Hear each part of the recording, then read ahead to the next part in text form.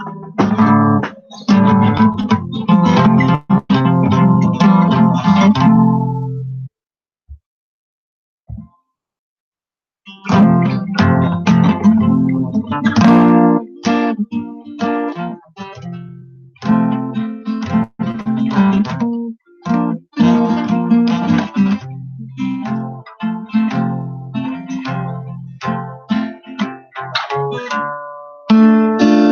you're my friend,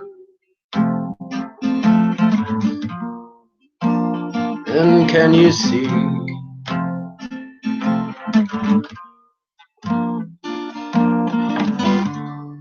Many times we've been out drinking, many times we've shared our thoughts.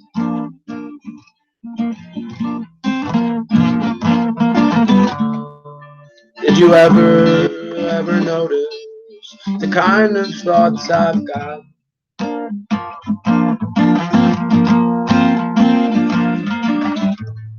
Cause you know I have a love for everyone I know.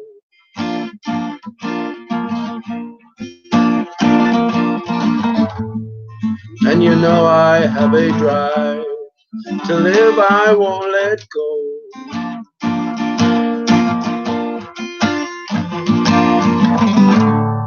Can you feel the opposition comes rising up sometimes?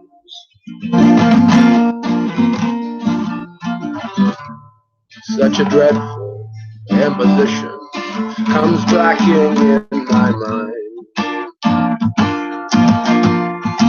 And then I see a darkness, and then I see a darkness, and then I see a darkness, and then I see a darkness. Did you know how much I love you? There's a hope that somehow you can save me from this darkness.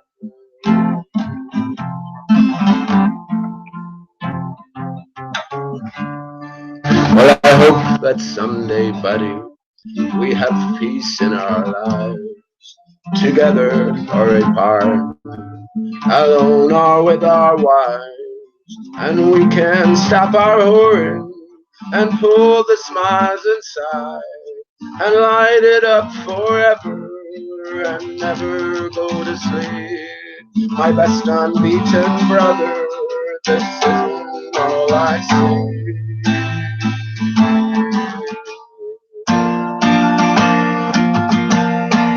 Oh no, I see a darkness.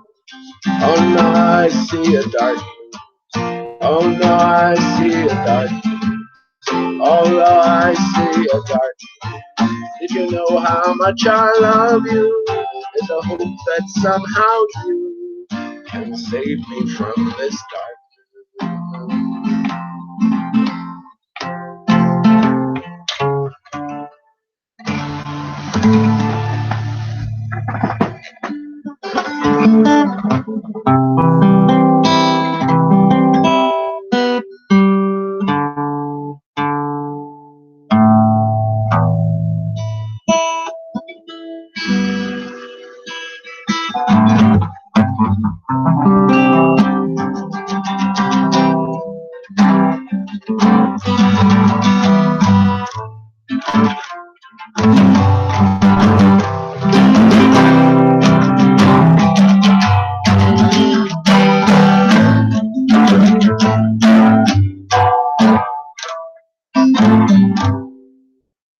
It was on one bright March morning I bid New Orleans adieu, and I took the road to Jackson Town, my fortunes to renew. I cursed all foreign money, no credit could I gain, which filled my heart with longing for the legs of such a train. I stepped on board a railroad car beneath the morning sun, and I rode the road till evening, and I laid me down All strangers, they're no friends to me till the dawn turns to day. And I fell in love with me Creole girl from the I said, me Creole girl, my money is no good. And if it weren't for the alligators, I'd sleep out here in the woods. You're welcome here, kind stranger. Our house is very plain, but we never turn a stranger out from the land. She took me into her mommy's house and to farewell. And the hair upon her shoulders in jet black ringlets fell to try and paint her beauty. I'm sure it would be in vain. So handsome was my Creole girl from the lands of Ocean.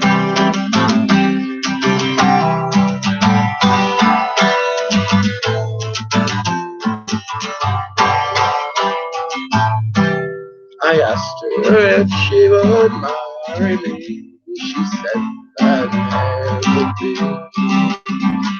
For she had got another, he was far at sea. She said that she would wait for him until she would remain, till he returned for his Creole girl by the lakes of home.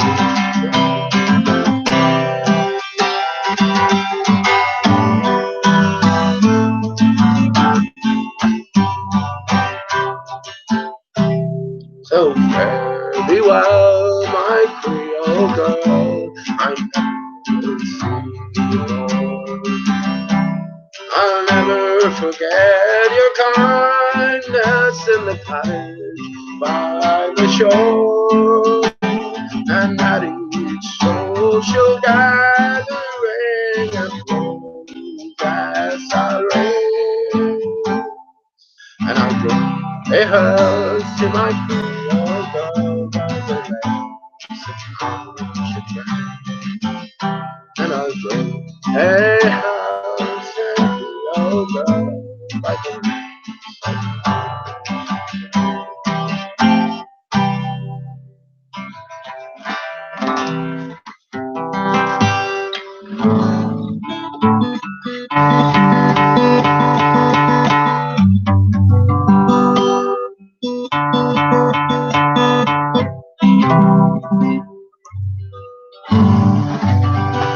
I give thee all I can, no more, the more thee I'll bring thee. My heart under all the store that I can give to thee. A lute whose gentle song reveals the soul of the world, and better for a heart that feels much more than lute can tell.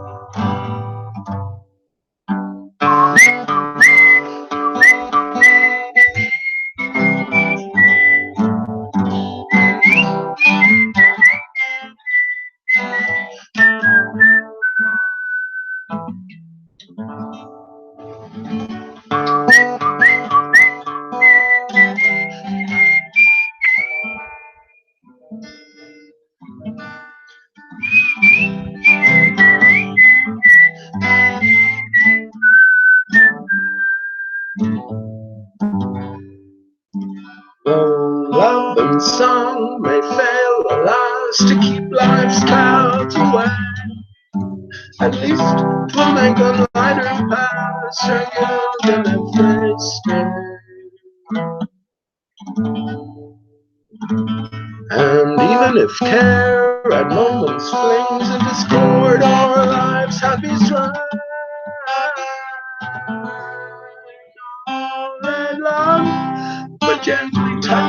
strings, 'twill all be sweet again. All I love but gently touch the strings, 'twill all be sweet again.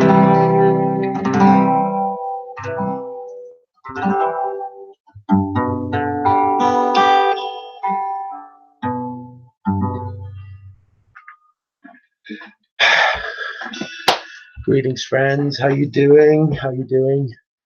Let me just wet my whistle. Good to be back on 11:30 on a Monday evening. Not good, not bad as well at the same time. Yeah, I hope all is well. I said I'd come on, sing a few songs, and just have a general chit chat. So nothing really in mind as usual, and that's fine by me. I wonder how that is by you, but I hope you're well anyway, wherever you are. Lovely day here in Limerick today. Just talking to next door neighbour who's down the south of Ireland, and it had wondrous weather, clear weather all week, and not that I mentioned it or anything, but we had a great day there. When was it? Last Friday. Last Friday was excellent, and then for the first time in a long time, I saw chemtrails. What you call chemtrails. The word chemtrails were given to us, all sort of scripted, you know. So there's an answer to everything, and then everything that's fed us is based on that answer. So the words chosen, and particularly the letters chosen as well. Chem, CHEM, me, CH, right? What might that mean in the greater context? Well, it does have meaning. Church is CHURCH. So what might that mean? Christ is CHRIST. That's a different matter. What might the letters mean, though? But anyway, yeah, for the first time in maybe 3 weeks, there was loads of planes dropping their trails, and we've had pretty shitty weather up until now. Then not shitty weather. It's just been overcast. It's been hot, but it's been that sort of cloudy formation we're well used to after days of chemtrailing. But yeah, him next door, if not him, Kieran is his name, but next door down at the coast of Ireland, the far south, I think it's the first Sherkin Island, furthest south you can get actually, in one sense, off the southwest coast of Ireland. Perfect weather all week.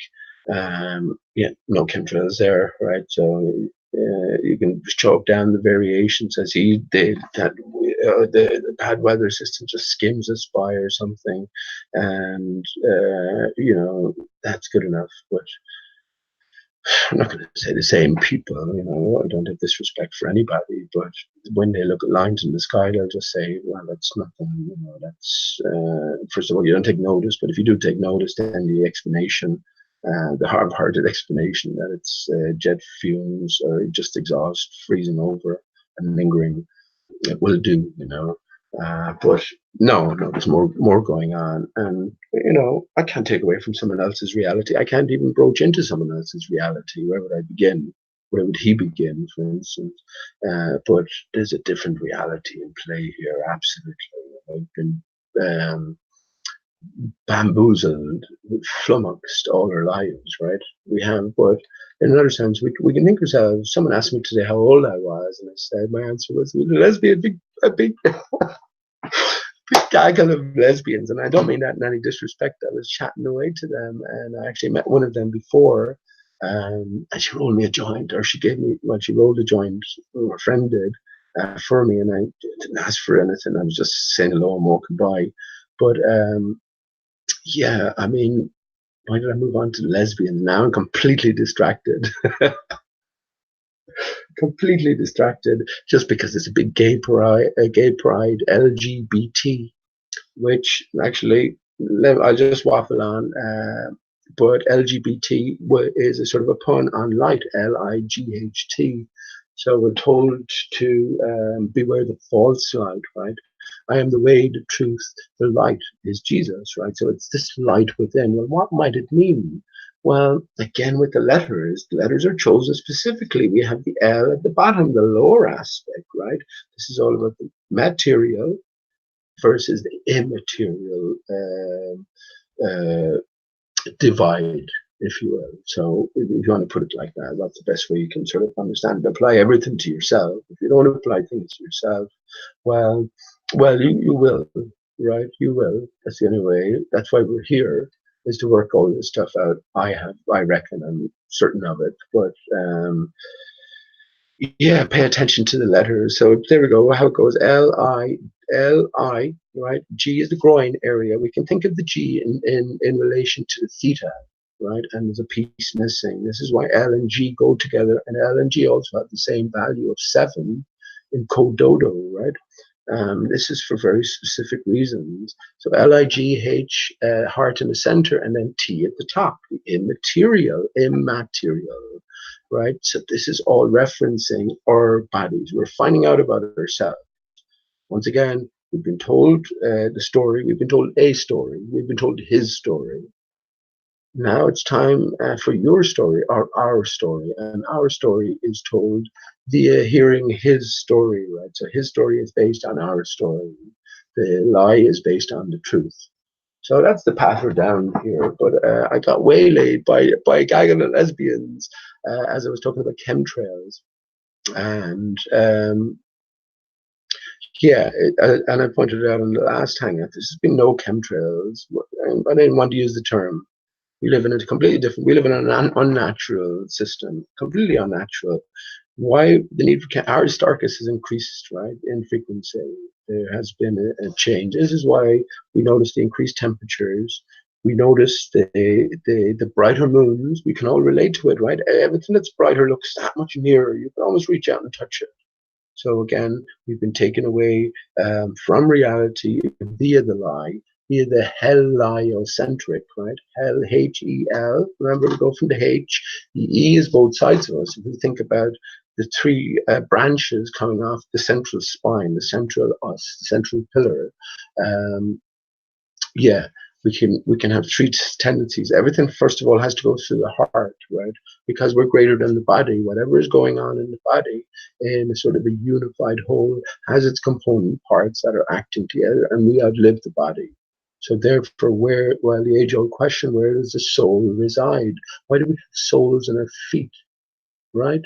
Why is the L in there? The L shouldn't be in there in our soul, should it? Well, unless we examine what our soul is in there, we find out in Genesis 2, mind you, not Genesis 1, we find out about our soul. Soul is you sol, so everything brings us back to the sun. So once we understand what the sun is, or maybe, then we can progress in our thinking. You might think everything I'm saying here is bullshit or nonsense, and this is just some fucking dumb drunken Irish, stoned Irish kid talking off his trolley, and that may be true, like, but there's some sort of sense to it as well. And when you come onto formats like this, it's difficult to be. I find anyway, it's difficult to be sort of specific. Right? We know all the basics. All the basics are done. The mirror water layer, for instance, I was looking at the water this evening. And if you had the ability to see over and extend it, this is up along the River Shannon and just perfectly calm, and the sun in the proper direction in relation to me looking at it. If you had the ability to see out into without all the meanders and the curves of the river, you would be able to see that. It's just that at the greater distances, everything would seemingly compress and behave like a mirror, like a local mirror from your perspective. And what I mean by that is, if you ever look at anything in the distance, over a lake, over a body of water or something, a light post, for instance, at the other side of the river, it will sort of almost stretch to the reflection of the lamppost itself will take up much more space than the object itself, if you know what I mean. And the reflection might be coming halfway across the river. So this is the same sort of thing we're dealing with. And anything we see in terms of contrast that is big enough to be resolved through this mirrored layer, then we will see it. But we'll also see a mirroring effect, because this is fundamentally what's happening from our perspective as well. As you go closer, if you have the ability to approach that target in quick time, all of these effects would gradually vanish. So these are all visual effects, but it does explain water on a flat plane, and it explains all of these different um, uh, for the most part, all of these some different phenomena. Why wouldn't water be reflective? What's wrong with it? I mean, honestly, when I think about it to myself, I can really see um, the instruction to us, like children we must become, has been very, very significant indeed. Forget all preconceived ideas and notions. Just go back to basics and think about looking at a puddle as a child, or sort of wondering over reflections in any sense like that. Then we can work all this shit out. Of course, the context was wrong given to us, which was the ball earth. So anything else was described in terms of, inferior mirage. This is another hijacking of words, not so much in terms of the terms themselves, but in terms of the connotations, the connections that the words are associated with. So in other words, an inferior mirage is associated with a phenomena that is associated with a ball earth. So you're seeing some sort of illusion that you shouldn't be able to see because you've taken into your consideration or into your brain or into your heart, right? That you're living on a sphere. None of us were too bothered about these things in the first place. Anyway, we just took it all for granted. But that's exactly the point. We took it all for granted. So you have to leave that go, cleanse your mind, open your mind again, and be like children. So yeah, when it comes to chemtrails, I've accepted at this stage that there's no convincing people. There's no sort of breaching. Um, Not that I speak to too many people anyway, anyone at all really, but when I do, there's no breaching someone else's reality. No matter how much you want them to pay attention to that, and I'll tell you, I did want people to pay desperate attention to chemtrails. My own family included, my son and his own mum. And then I drove him mad about it. But not I drove him mad. I mean, when my son and his friends would be out playing, they'd point out the chemtrails to me, the airplanes going by with the huge lines. It's just something you can't miss, really, unless you want to miss it, or unless you're not too bothered in the first place. But that does sort of seem to be the case for a lot of people anyway. And a lot of people don't give a shit about this, whether it was a spinning ball or a flat earth. People don't care about science. It's where the school system comes into it as well. I mean, they do separate, less so, I guess, in this day and age. But even there's other things to worry about then. But yeah, the old days, you did science, and then as a woman, you did fucking baking or something. Um, but no, there's no one taking away the mind of a beautiful child, And I mean, that's the one. I have a beautiful son, but I miss my beautiful daughter. I've never had the absolute honor and whatever you call it, blessing to have a daughter. But no way would I treat them any differently. There's no distinction between us. We're male and female, sort of part of the same thing, but separated, divided. And when we sort of try and make sense out of this greater experience, then it all starts to make a little bit more sense. And as I've said many times, coming to flat Earth is that sort of that juncture. Everything beyond then, and believe me, well, don't believe me, believe yourself, so much beyond. Flat Earth is just the beginning, but you have to come to that juncture. Even though the Earth isn't flat, friends, the Earth is not flat. The Earth is not flat, and I'll get you to think about the distinction between two Earth. I should read it actually, but in Genesis 1, there is that distinction between Earth, capital E, and then Earth, EARTH, right? And it's not, and then we have another earth to consider, which is the earth the soil, but that's not what's particularly been talked about. But there is a distinction made. We need to sort of understand why I'm talking about earth with a capital E. So the reality of our home here is earth. The whole thing is one. It's like an engine. So if you can compare Earth to an engine, right? Basic engine. Um, and one part of the engine is rotating, right? But another part isn't. Another part is acting as a sort of a casket or a container or a barrier. And another part then is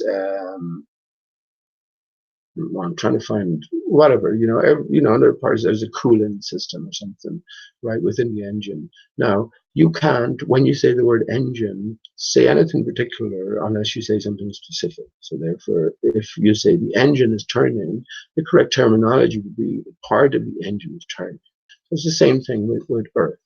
Earth is that engine, and a part of Earth is turning. So that's something earthbound. That's Aristarchus, right at the center, and the decapitated tree of life. Again, I'm just speaking from Piche's point of view. I'm not saying this is the way you have to take it. This is the way I have come along. Let's put it like that.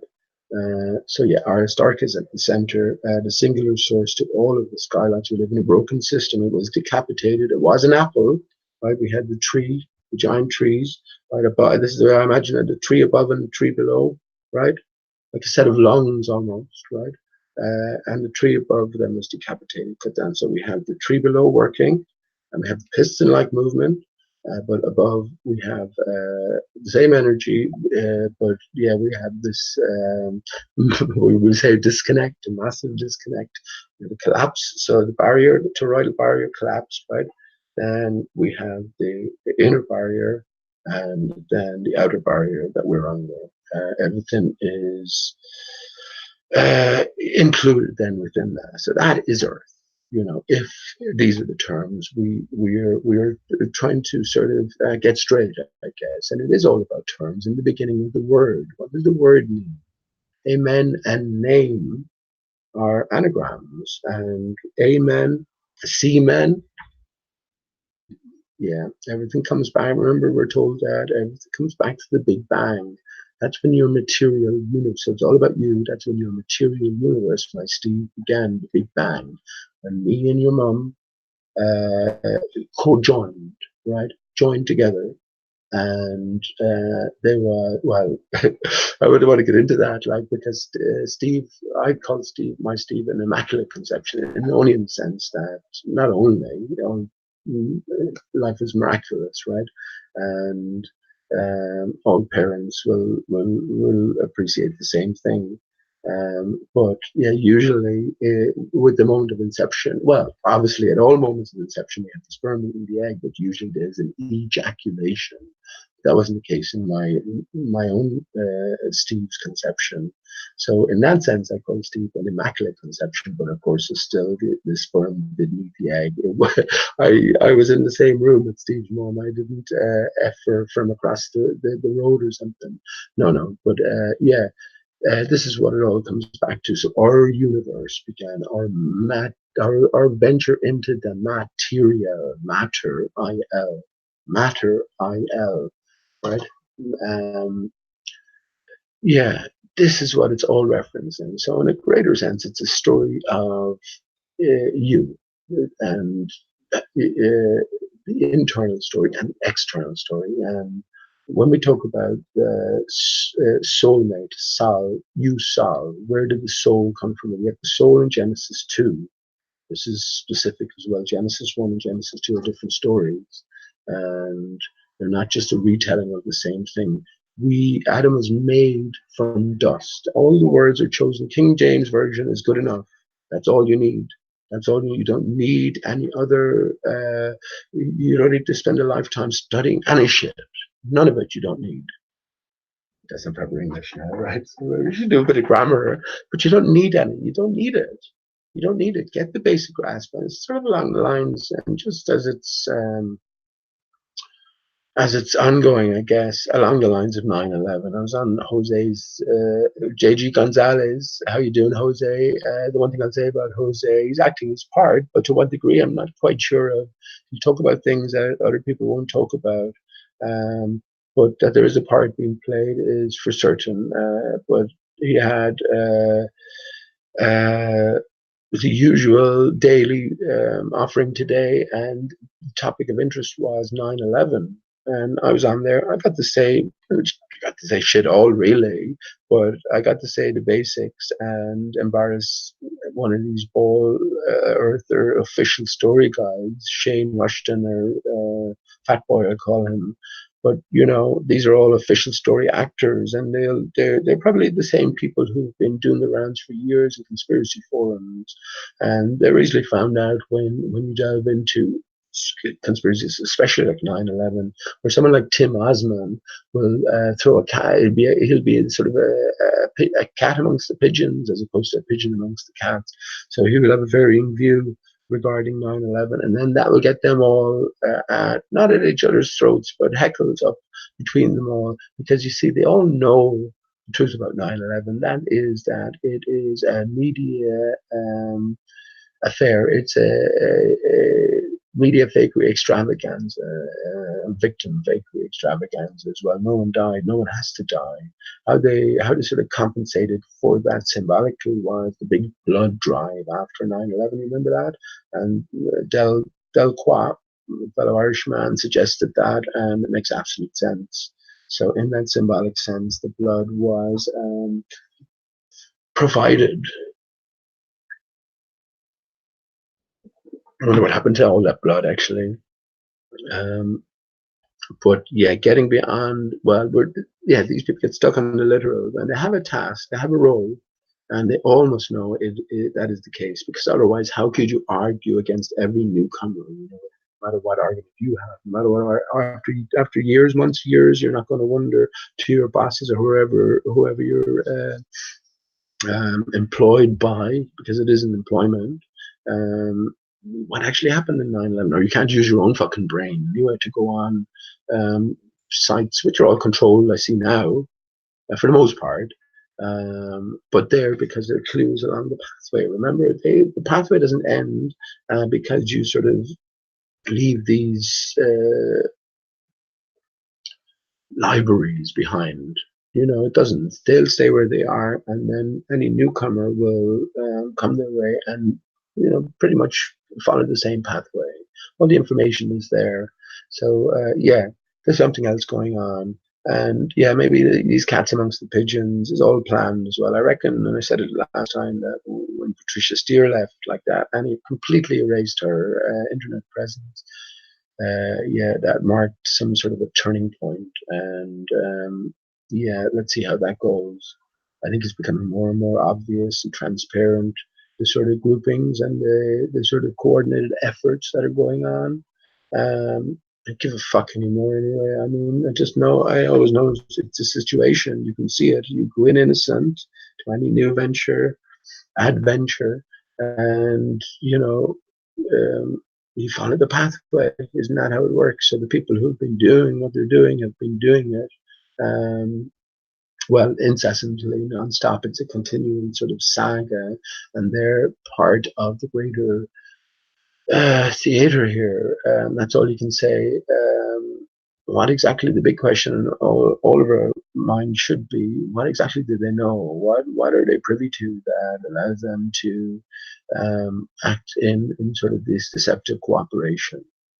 When they wink at one another, what do they know? And well, I sort of ventured down that path before, and I know fuck all about what anybody else knows. Believe me, when I talk about people in cahoots here, think about the number of hours Nathan Oakley and crew, Quantum Eraser, Riley, Ranty, all of the rest of them, Arwen, all put in behind the scenes, not to mind in front of the scenes. I'm in contact with nobody, literally nobody. And the only person I'm speaking for is for myself and for myself. I have no affiliations to anybody. In one sense, that's why I can sort of speak freely about everything. I have no motivations to lie. I'm not in any of this financially. I've lost pretty much everything. Not from all of this. This is just the experience we're having. When we look at it in a different sense, there has to be a rhyme and reason for it. That's the compensation here. I've often said it before that if I didn't come to some sort of understanding that there was a higher power here, I would be in play. Whether it's within, without, or a combination of everything, then it'd be an absolutely hopeless position based on the mind alone. Based on how I would weigh everything up in terms of just the degree of villainous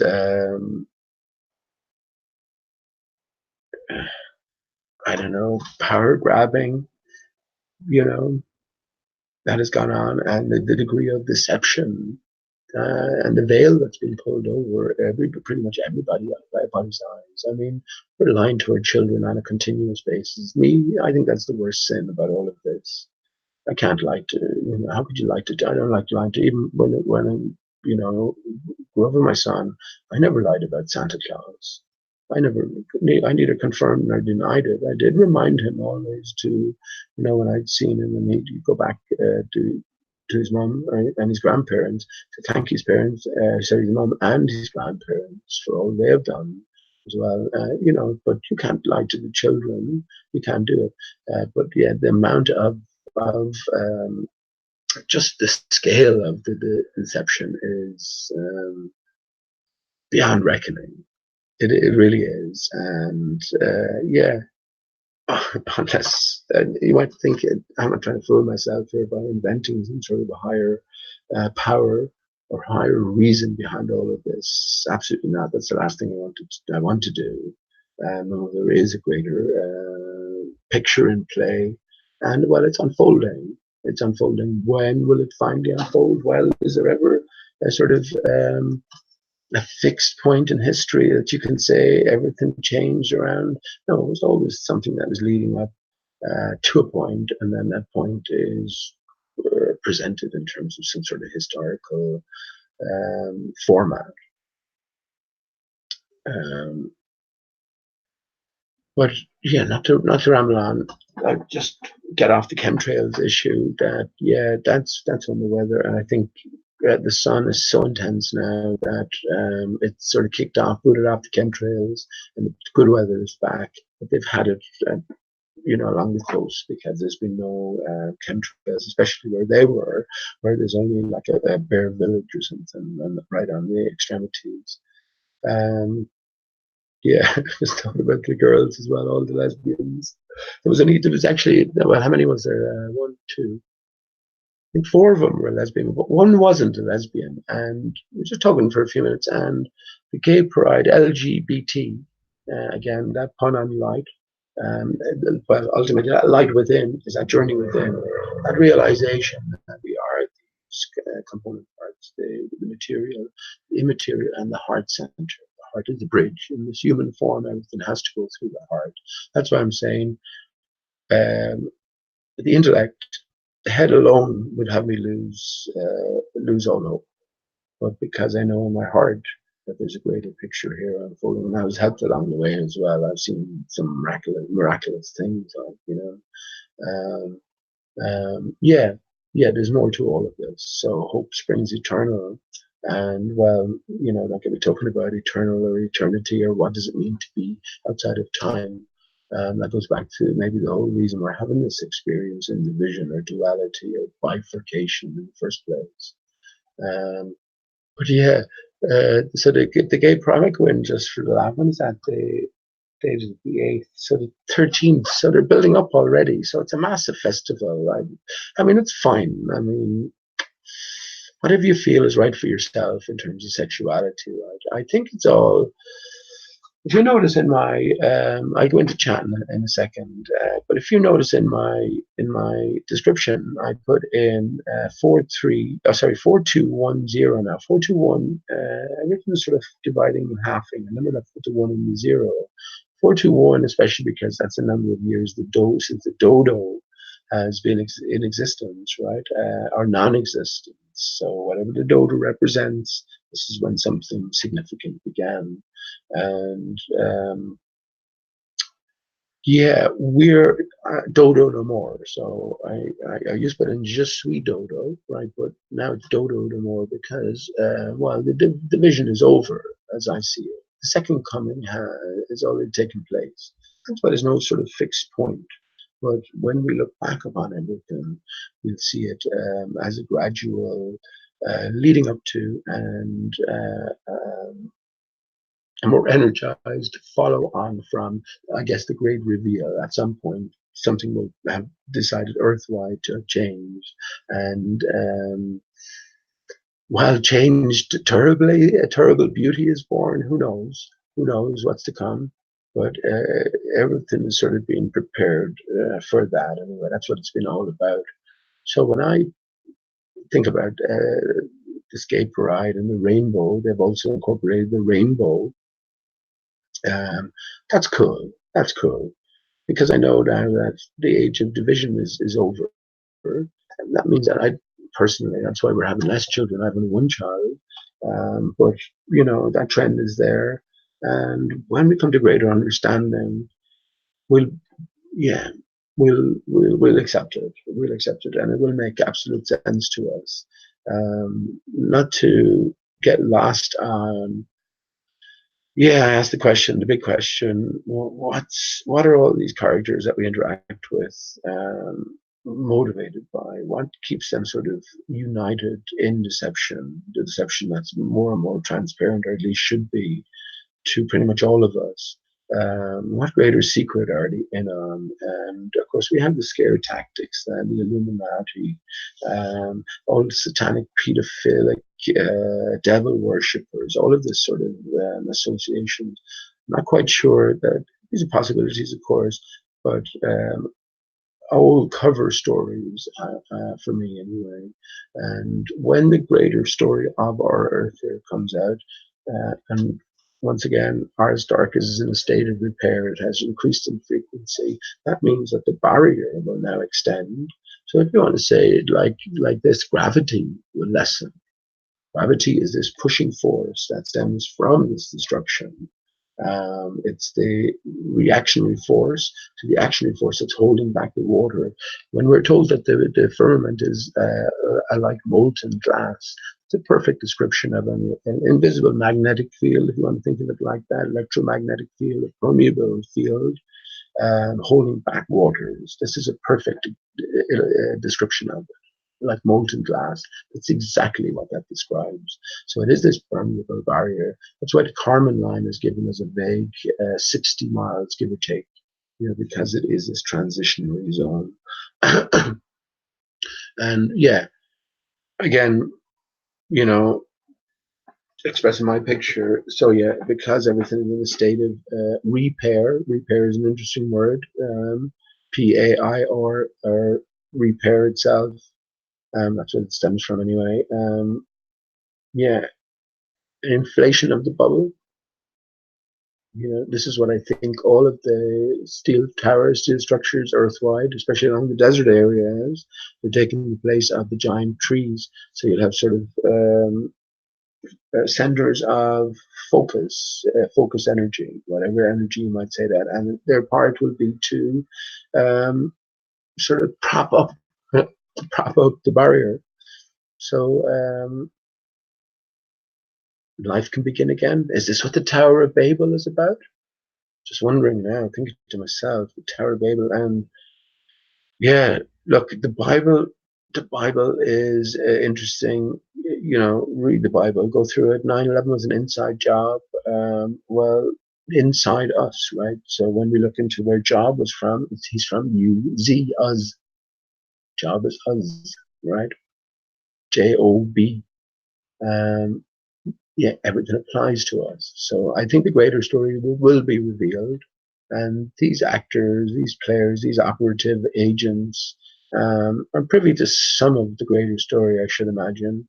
But to what degree, I don't know. I reckon everybody has to have their experience in life, right? So we can't know everything, I think, unless you find it out yourself. But when you do join these organizations, I'm always going to join these organizations. People are born into this sort of reality.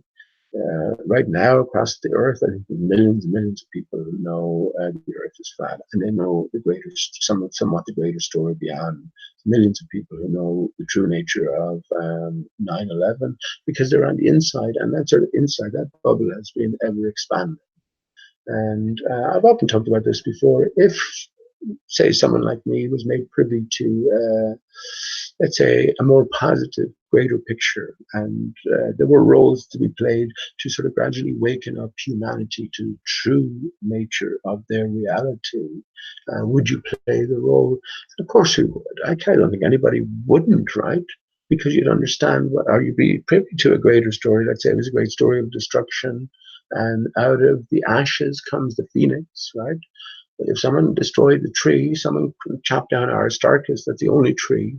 Aristarchus is the central tree, the tree of life. It's all encompassing, right? All of the pillars that were the desert areas around the earth, these are just branches, underground branches of the same sort of central um, tree of life. So they were wiped out, but someone did the wiping out, right? So is this part of the story as well?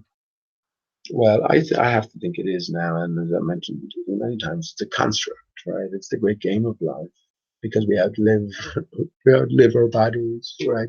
Well, then there's a greater reality, and I guess maybe, yeah, it's a sort of the logical necessity at this stage that we sort of put ourselves. Well, we have two choices that we're because there's a greater reality to our existence outside of the material. We have either been forced into a situation because none of us agree that even though in potential ordinary life would be absolutely wonderful, life is pretty horrid, isn't it, in general, and especially in terms of the mind and what the mind makes of all of these different truths that are put our way. So yeah, we're either forced into the situation or we do it by consent. So you choose. If you were, I often said to myself, I must go over the Ten Commandments. That's what I should do. Maybe I'll do that. I'll go over the Ten Commandments and see what occurs. If, as I've been sort of thinking about, what if there were instructions from you to you? So that Spirit of God within, that Spirit of Jesus within, whatever your religion, and you can't externalize that spirit. If you do sort of start thinking in these external terms and start crafting a character, you have to get it right if you're thinking about a literal Jesus. How far can you sort of reach into truth if you say it is a definite truth? Anything that you sort of come out with would seem to me as being idolatry, because you can have no idea whether you're absolutely right or absolutely wrong. So again, idea being the thing. So once we can, Jesus, what did Jesus say about us according to the story? That we will be greater than he. What's this all about? Yeah. So again, no separating ourselves from the greater truth here, and that spirit of Jesus, that spirit of the Creator is within us, right? Spirit of the devil is within us. It's all encompassing, you see. So this is where the L, the devil, you go down, devolve, right? Downwards from that immaterial high. This is what the 9 represents. 9 is that immaterial center. The 6 then is the material center. This is the basic divide. Once again, the heart. It's not a pump. Not a pump. Pump me arse.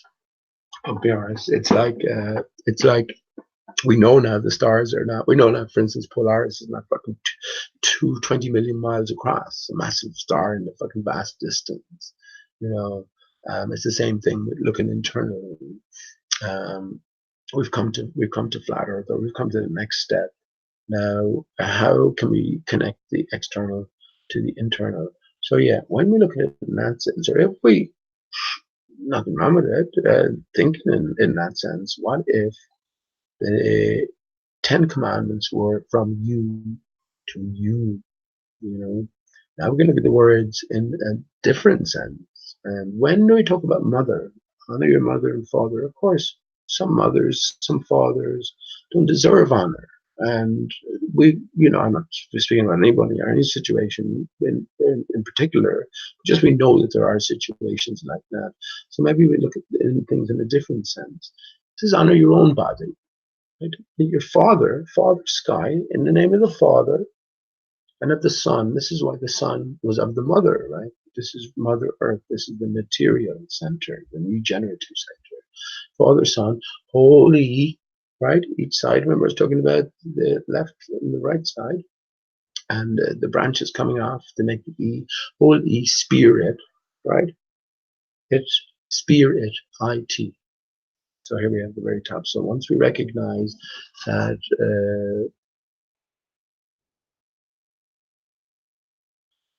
immaterial, greater than thou component to ourselves, which we've been taken away from. Remember, we come from the heliocentric, the material Big Bang universe, right? There's no rhyme or reason behind anything. Before you were here, you were nothing. After you go, you're nothing. Not a bit of consolation for you. It's not quite nothing. You'll just be sort of obliterated in any sort of conscious sense. But your energy will still live on. You have one fucking molecule over here, or one molecule over there. But yeah, come off of it. So this is via contrast. So we were immersed in the material, right? Now, this is the groin. This is the lust, right? The groin, the lion, the loin, right? It's the same thing.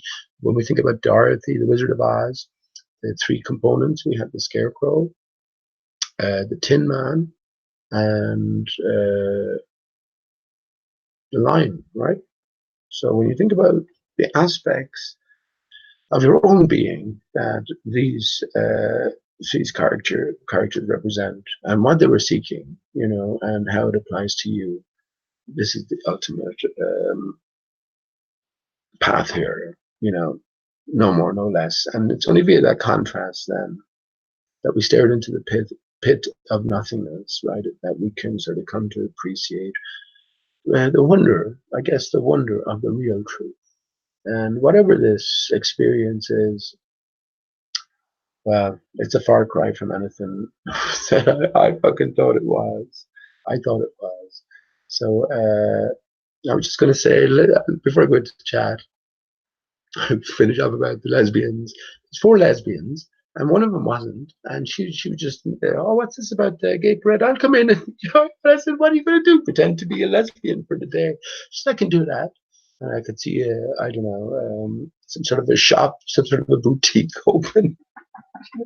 Get called up for a night out, just go for that lesbian look. You can just escape reality. But yeah, for me, all of that is all. Yeah, we talk about depopulation, etc. Well, the greater story here is the division is coming to an end. I'm happy to see that within myself. I know I'm in a divided state as well, and I mean, what do you do with that? I suppose that's the battle for all of us, isn't it? How do we make sense out of all of this as individuals? I'm pretty sure, not to say that there's no point in saying anything. I had a good chat with people last week, actually, a bunch of maybe,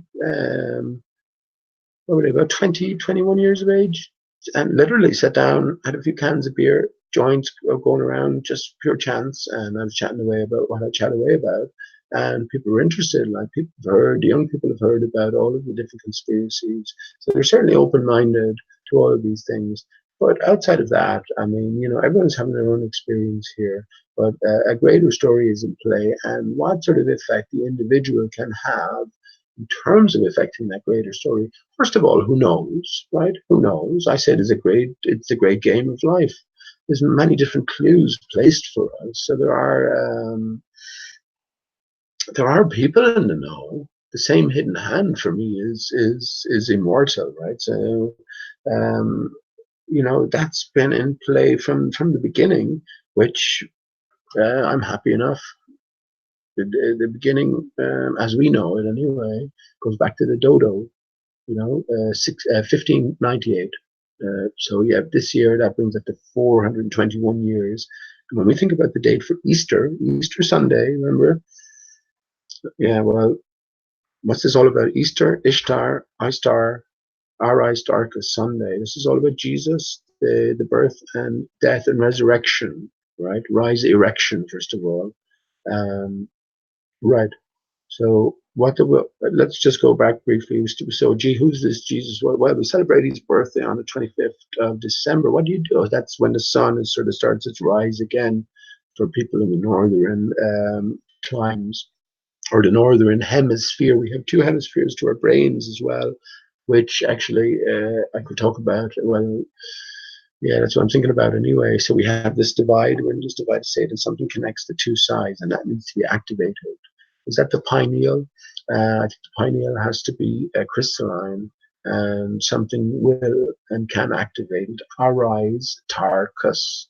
So that's a different sort of story. But yeah, so we celebrate the birth of Jesus when the sun returns. So the sun is born, right?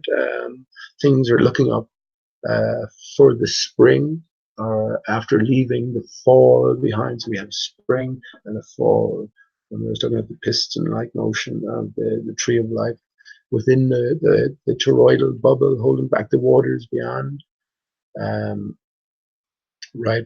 Um, yeah. So what do we do to celebrate that? Well, we cut down a tree, right? We decapitate a tree because we all know that you can try push a tree over all you like, but you won't have much success because it has a deep root system where you might say, like an iceberg, a lot of the life is. So when I talk about trees, that's what I mean. Or decapitation of giant trees, that's what I mean. And yeah, that's what we do.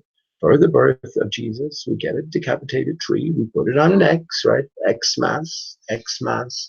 I was talking about mass is the basis of religious and the religious and the physical world, right? We have that religious mass, our Father who art in heaven, um, and then we have the physical mass. Well, go and try and find the definition for mass. It's very vague, very sort of unscientific in a big sense. But we look at the word itself. Mass is S, and that's very important. That represents the divided state. I was thinking about it. I see S's in the clouds all the time, right? Or whatever pattern.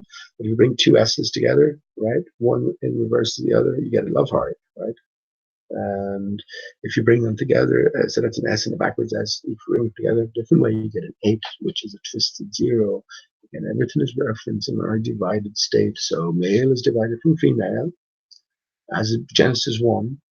Read this before in Genesis 1. If you have different ears to hear, and we're often reminded in the Bible, or the pieces that I've listened to more so than read even lately, and that's not even too much. Um, anytime you need to pay particular attention and see how it really applies to you is when Jesus or other characters, Revelations, for instance, will tell you to let those with ears hear, right? So he'll say something and say, let those with ears hear. This is to be paid particular attention to and well decoded. Remember, you are Jesus. That spark of Jesus is within you. The Bible literalists don't like that, do they? It's blasphemy, I tell you. Well, listen, what you're doing is idolatry. You're bowing down before an idol, an image you've crafted of some real character. We are all of the same kind. This is the greater story behind all of this. Again, all about externalization. The Bible literalists were waiting at the door of flat earth for us. All very organized they are, and all very steadfast as well. When it comes to particular areas like maybe historical revisionism, they don't want to hear any of that. They won't cast their intellect that way, but they'll peddle their same wares for years on end at this stage, untiringly. And that goes for all of the same characters put in place. If you notice behind the Nathan Oakley sort of veneer, you have lots of active Bible literalists. Um, the final battle has to take place, and that battle is that science versus religion battle. The illusion has to be shattered, right? So someone has to come out triumphant. Jesus will return with the double-edged sword in his mouth. What does that mean? The sword. The sword is the S word. The S word, which is take the sword from the stone. Is understanding is its power, right? The stone is the S tone, which is the TH, which is the theta, the 1 and the 0. All there is immaterial and the material. The uncountable, which is the 0, and the countable, which is what the 1 represents, the male and the female, the womb and the penis. That's what it comes back to. So, yeah. Okay, I better go into chat. And I might sing another song, have a smoke, and just chat away. Any questions or anything like that. But once again, at this stage, it's all a joke. It's all of it's all a joke. In terms of this online stuff, anyway. There's nothing to be. I don't know. So yeah, as the individual, I think what do you do? You have to withdraw from it, knowing that it's all so controlled, and whatever is going to happen is going to happen anyway. I don't know. I don't know. Let's. It's not good. It's not, well, I'm not going to say it's not good because many times I've talked about Nathan Oakley being a fucking clue giver, Mark Sargent, Patricia Steer giving the being the clue giver. We can see that they're stuck at the same spots, right? So I guess once you come to understand the spots they're at, then you've got to move on. And where do you, as the individual, move on to? Me myself, I'm the only one who can answer that as I ask it.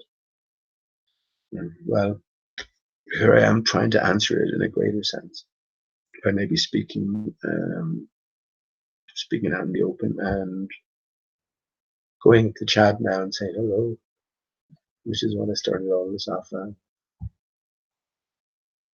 hoping that everything's coming through okay.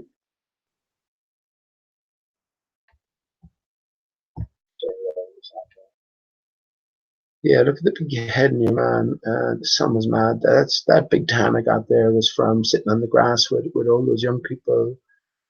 Really, it's a great chat. Honestly, great. I met the Queen of Era, Queen Maeve, and I'm always in earnest. Like I mean, we're all kings and queens in the land. I don't even like using those terms because they're sort of earthly bound terms.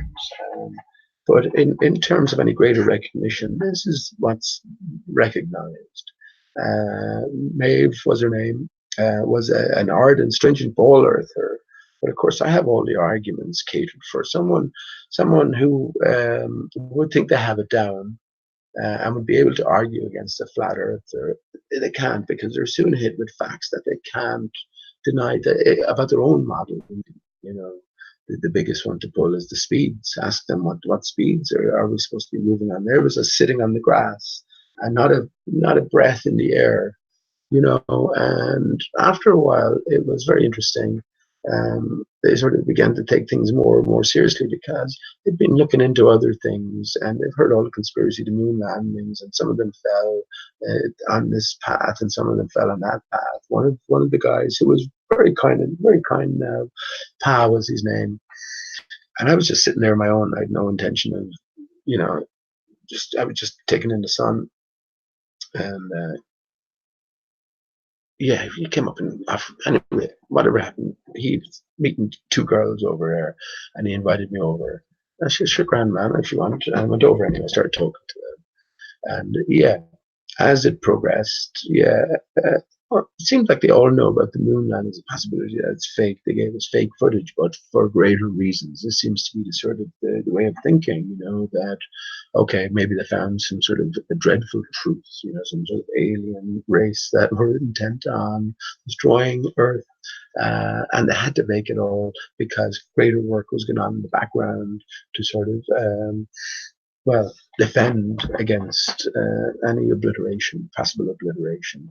Well, this seems to be the way it's sort of going. But as I pointed out then, well, if you find out that your partner was lying or, was cheating on you, and, every time on a Tuesday at a regular hour, they went to the gym, and you found out later on that no, that wasn't the case at all. You're having an affair with your best friend or something like that. I don't bring up any, you're not going to believe the person after,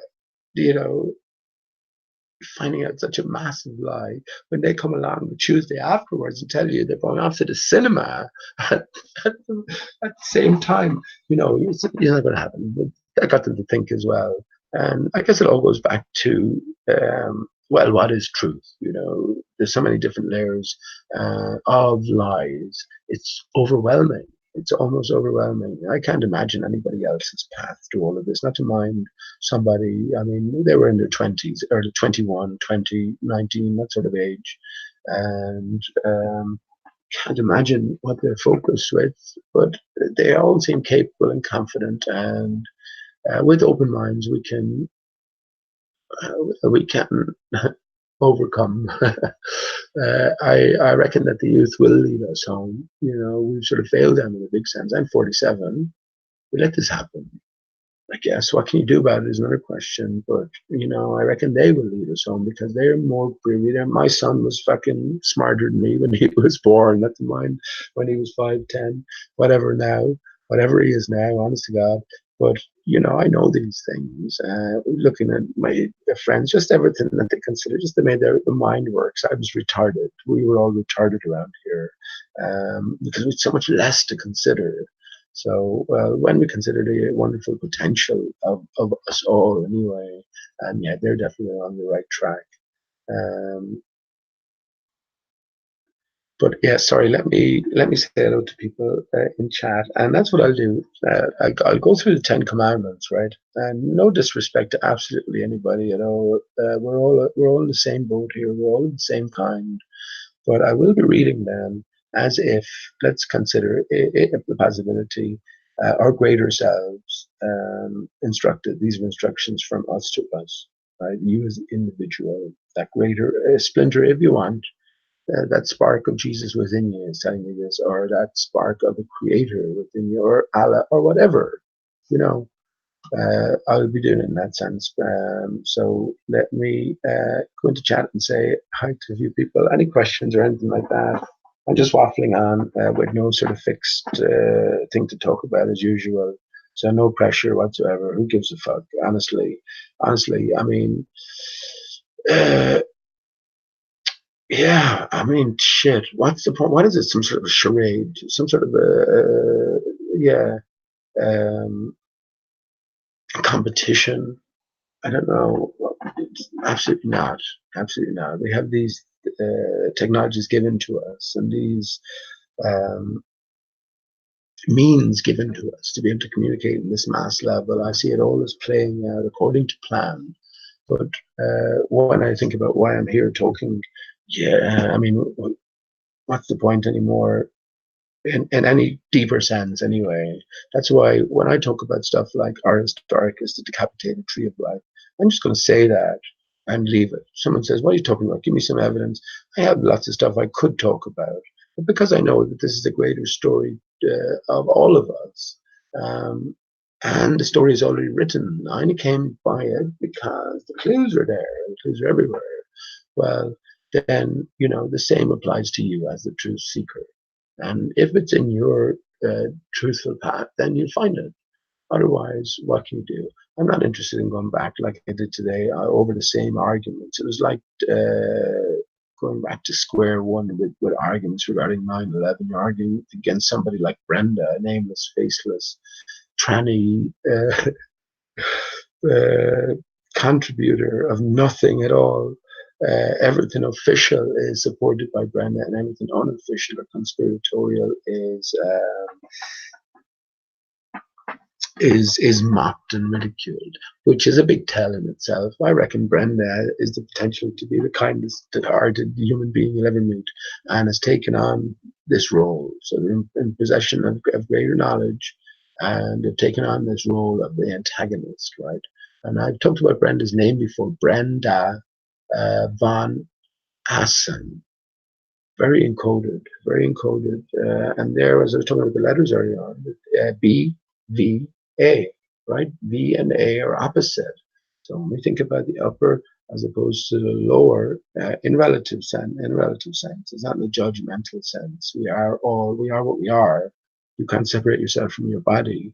So the Eve, this is why the Mother Earth, this is the material center to us, right? Which has been divided itself, the male from the female. One is inverted. I've been thinking about that as well. Shit, it's all weird. It's all weird. One is like pulled from the other. One is the inversion, the shadow of the other, the reflection of it. One is the jigsaw puzzle piece, and one is the space that the jigsaw puzzle piece fits into. One is no good without the other, and it's via that sort of reconnection that, well, the greatest miracle known to us can come, right? Which is the infant. We were all there. We all arrived here via the Big Bang, but yeah.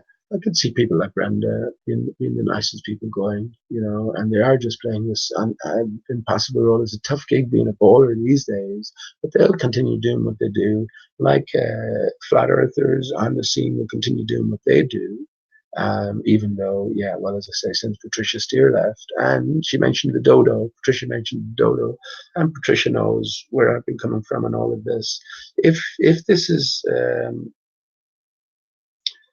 if this no, well, what am I going to say about that? I mean, if this is as it seems, these are hard things to do to your fellow man. But I know everything's not as it seems, right? There's a different story going on, and all the clues that Patricia Steer provided, all the great interviews, etc.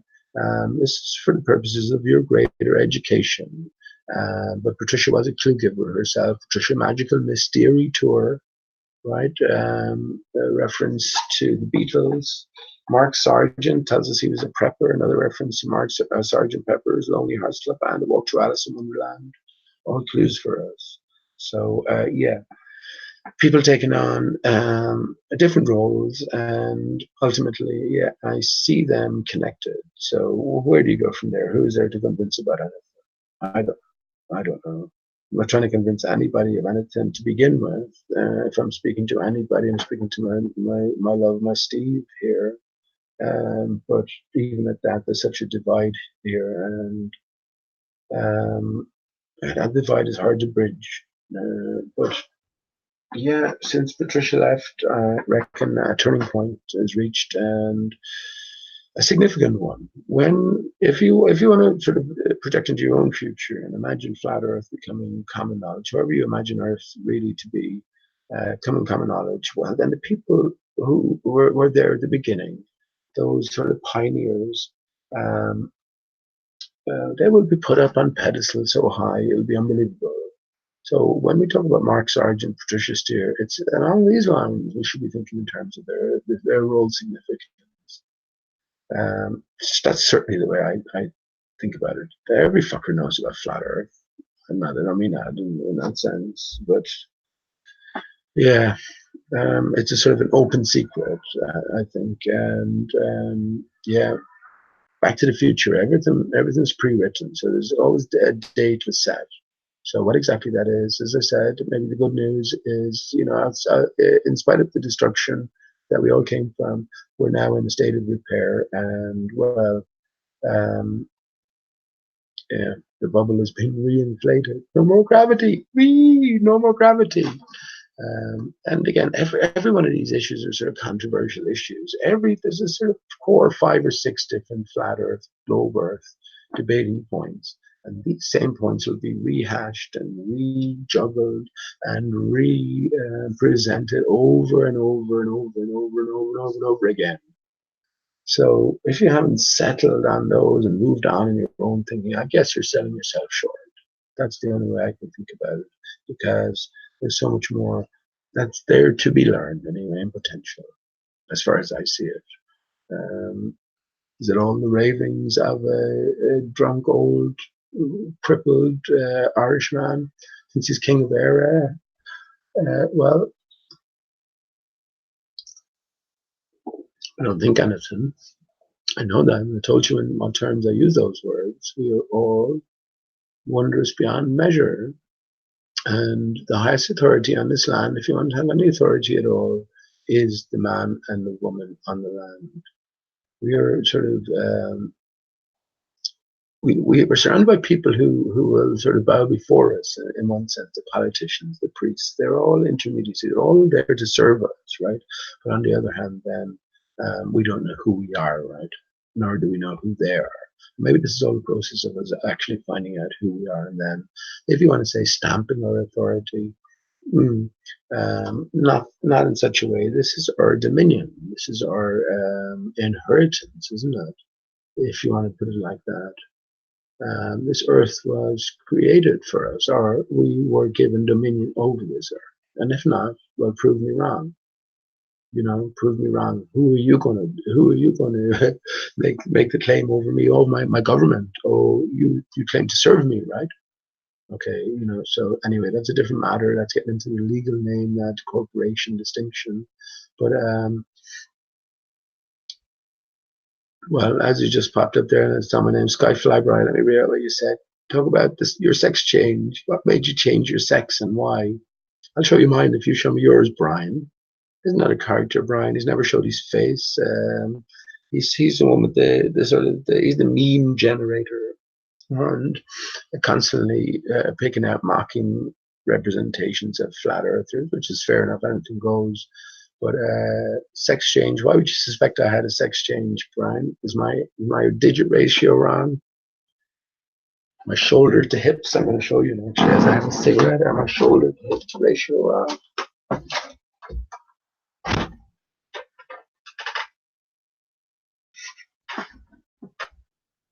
Is that wrong? Have I a peanut head? have I a big woman's arse? What do you reckon?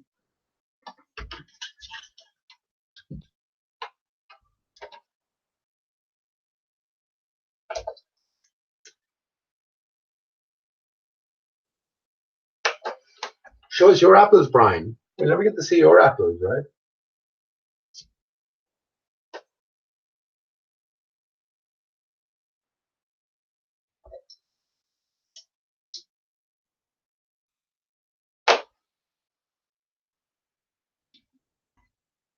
Honest to God, the moon is just literally, I'm literally pointing at the moon here. And it's almost as if you could hit it with a fucking a cannonball from a cannon or something. It's that near looking. Once again, that for me, this is because Aristarchus is increased in frequency. So we are experiencing this as a more intense or bright sky, night sky, especially, and day sky. This is why chemtrails are there. And everything then, as a consequence, looks much more nearer, much more tangible. So when I'm looking at that moon 10 miles away, that's the way it looks. But I understand that there's something different going on. They told us that the moon is in the Earth's atmosphere. Right? Another clue for us. It's only via the atmosphere, which is atmo, right? Uh, it's only via the atmosphere, which there's 35 million billion tons of water particulation in the atmosphere, or water vapor in its invisible phase in the atmosphere. And yeah, that's what we're looking through. And is interaction between these invisible and visible energies. I know now if I had the ability just to head straight for the moon, once I got to a certain height, a certain degree, the moon would start to shrink. Shrink and shrink and shrink and shrink until maybe eventually it would go out. I don't think the sun could go out because the sun is sort of more primary reflection. Remember, the moon is a reflection of the sun. We have coming up to a half moon now. As I look at it, my eyes tell me that it's against a certain. So we have a contour. Remember, I was talking about the collapse barrier, the outer contour that we're under, the outer barrier, beginning low at the north, highest at equatorial areas and lowest at the southern periphery, all the way around the Earth, which Earth itself, stump of Aristarchus, right? But yeah, a watery backdrop and a contour to the screen. So it's the reason why we see in my own brain, the reason why we see the different phases of the moon is in relation to the sun itself and where that is reflecting off this contour barrier, this outer contour barrier. If it's a little bit higher on a monthly cycle, it does a sine wave. So at its upper point, right, this all goes back to the movement at the center, what's going on at Aristarchus. But at its peak, right, in terms of the sine wave, we have the new moon, no moon at all, no reflection. As the sun, as it goes around and around, travels on its sine wave, as it moves down, then we get the half moon at the intersection point with the x-axis. Then at the trough of the sine wave, we get the full moon, right? And then back up again for the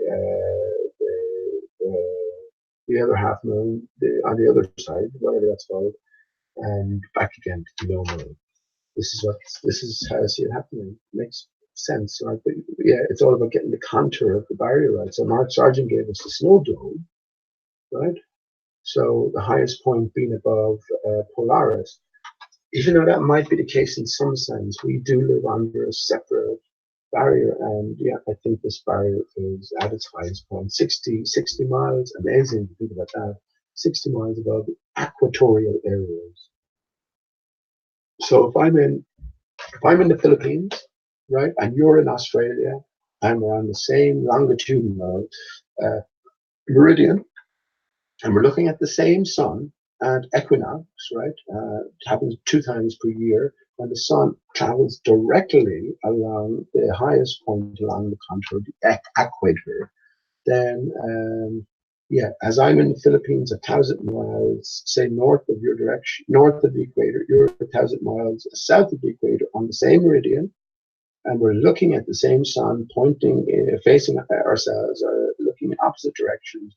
We are looking at the sun over a flat plain, over flat land, right? We're looking at the sun against the highest point, reflecting against the highest point of the barrier. And I think that's the key. As I said before, there's lots of different keys.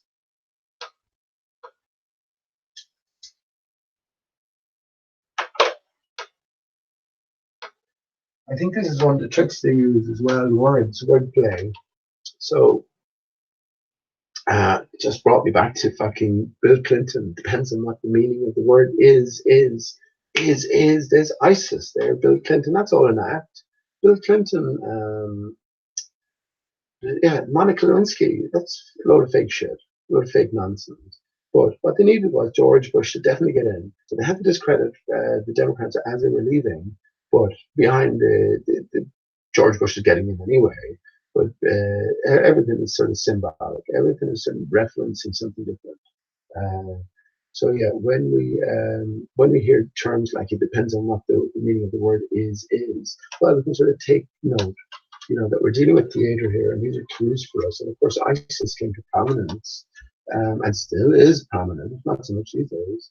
But ISIS in a different sense, ISS, right? In Flat Earth, who's a big name? David ISS. Yeah, he's been a major contributor, close associated with Mark Sargent, Potato Crew. David, funny enough, saw 9/11 go down. He saw the Twin Towers fall in person. Where did you see him from, David? Oh, well, I drove from my apartment to a nearby beach and looked over water and saw the Twin Towers go down pretty much as they appeared to go down on TV. Very interesting. Very interesting. David, a big clue giver. Why on a sandy beach? What is sand? I say sand is the sawdust of the giant crystalline tree, Aristarchus. And David is giving us clues. Robert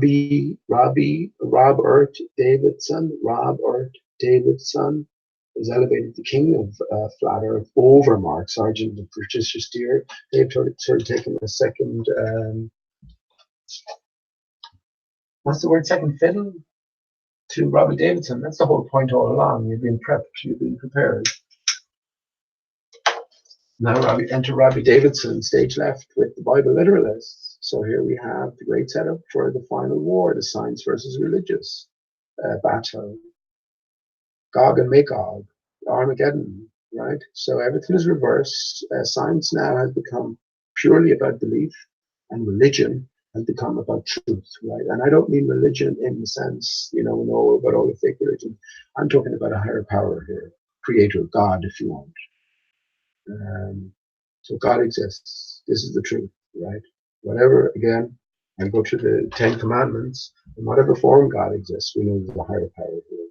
So this is this great final battle, and fitting that everything is reversed for it, as I see it.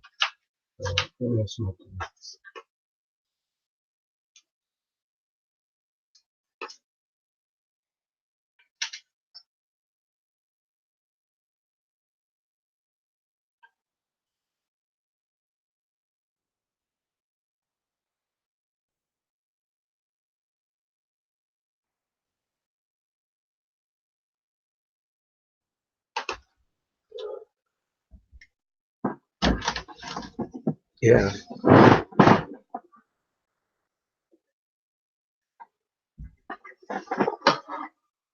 just having a few cans. I'm not big into drinking anymore. I just get a 4-pack. I'm happy with that. So I'm in complete mind here. I mean, I'm not. So every day though, beautiful day again. I think, as I said, the chemtrails started to come back again. I think they're wearing off. But when that sun comes out, it's a scorcher, man. It's a scorcher. So I'd say cheers, Slán, take good health to you.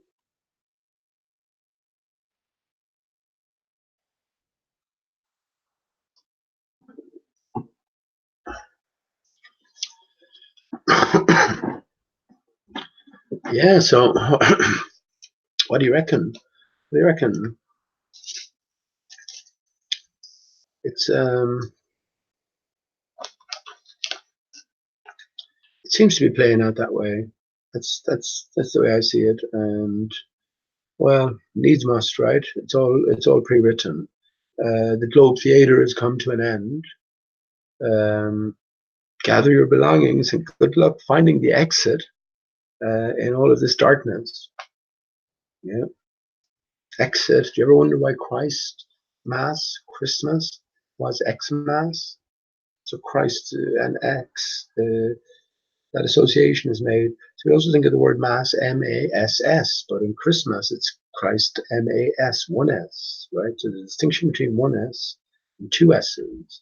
Remember I said two S is the divided state of us, right? So our left brain controls our right side, and our right brain controls our left side. This is all symbolic, but there is this crossover, and we need to get everything in order. And as we said earlier on, everything comes back to the Big Bang.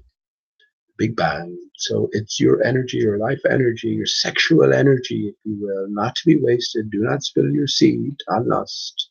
Right? So this is the idea. And if it's processed in a different way, well, that gap then, that bridge can be mended. That's the way I see it. And all roads point there.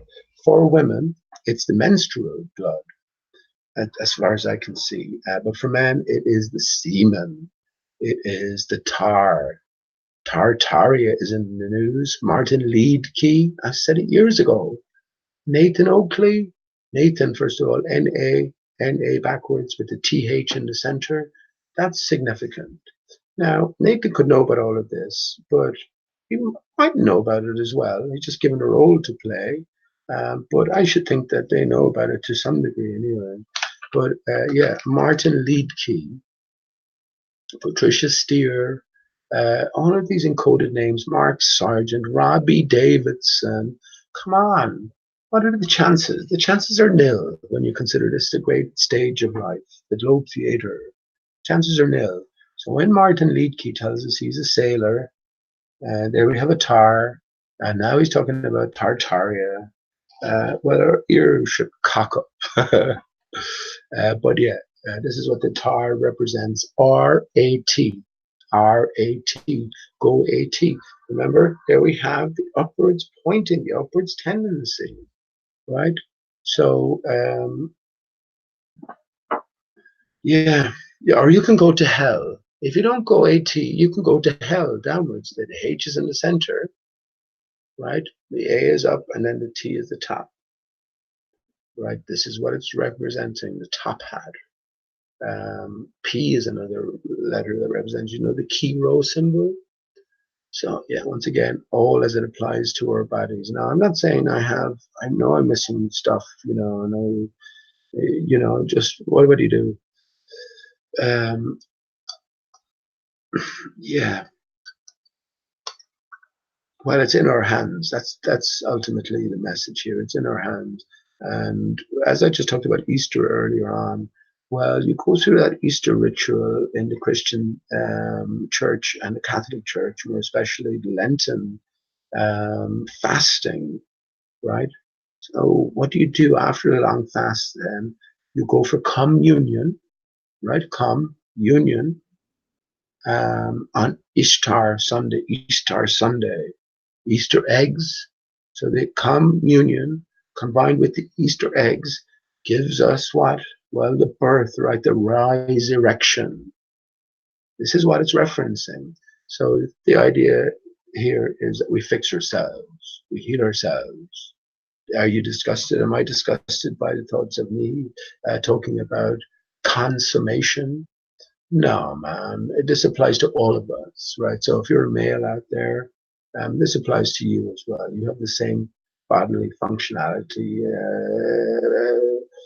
structure, layout as I do. So the same thing applies. So the idea applies to all of us. This is why we fast, right? So when you fast, your stomach acid dries or is reabsorbed, not dries up, is reabsorbed, and anything that does enter your stomach, then you stop defecating, your bowel system clears out after 3 days, and anything that does go into your system, then your stomach, can't be from someone else because your own immune system will reject it. So from yourself, anything that does go into your stomach then is immediately absorbed into your bloodstream, makes its way to your heart and up into your brain then. And then, well, you can take it from there. I think one thing's for certain, that you sort of leave everything else behind, and you have to be in a sort of, I guess, a certain frame of mind. But is that what it comes back to? Yeah, that's what I think it comes back to. Arise, tar, cuss. So there we have CH us. So C church, CH, UR, CH. H is the heart. H for the heart, the eighth letter. So eight is the twisted zero. We go back to the zero. So here we are in the twisted zero, the eighth state, where everything is twisted via the heart. So make that what you will. I've said it before anyway, but fundamentally that's what it comes back to. So yeah, this is why. So talking about LGBT, this is why homosexuality is an abomination in the Bible, because it's an absolute waste of this vital life energy, right? It's an absolute waste for the sake of us. So, as I say, to father a child, you don't have to rid yourself. Well, I don't say rid yourself, but it's not necessary. Um, um, as I'm sure many people have found out, to ejaculate or to release yourself of your vital bodily fluids. So at least if you do that, something miraculous is coming from it. I'm sorry for my language here, but you get the idea. Something miraculous is coming from it in terms of the baby. But and generally, when you are making love to your woman, you're not thinking about a baby. That's the last thing you're thinking about. Actually, you're going to think I'm not a baby. Um, but yeah, uh, yeah. So it's when you succumb to lust, right? That in most cases, this vital energy and this transference of energy, this is the bridge between the immaterial. So the thought goes into the orgasm, right? So you imbue your semen, right? And then they can make that journey. This is what the J represents as well. And that's why Jesus is so called. J has the same value in Kododo as the I and the Z. So J, I, and Z are J's. That's why the name was chosen to represent male semen. Um, 999 is the opposite of 666. 888 is the number of Jesus, by the way. This is all dimensions going through the heart.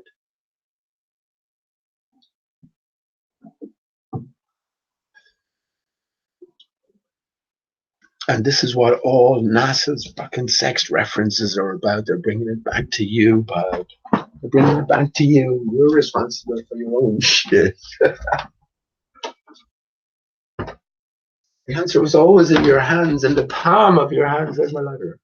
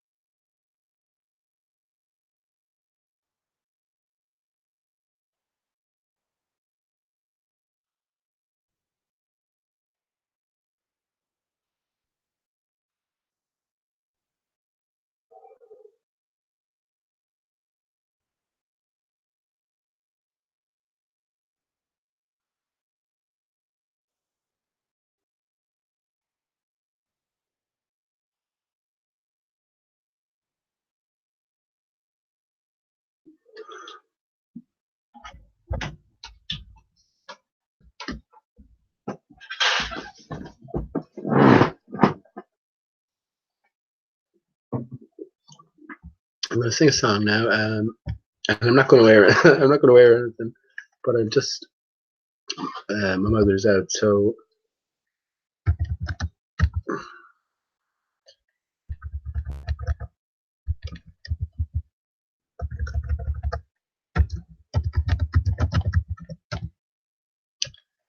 well, for a while anyway, so I'm just able to get it in. So this is in lieu of later on.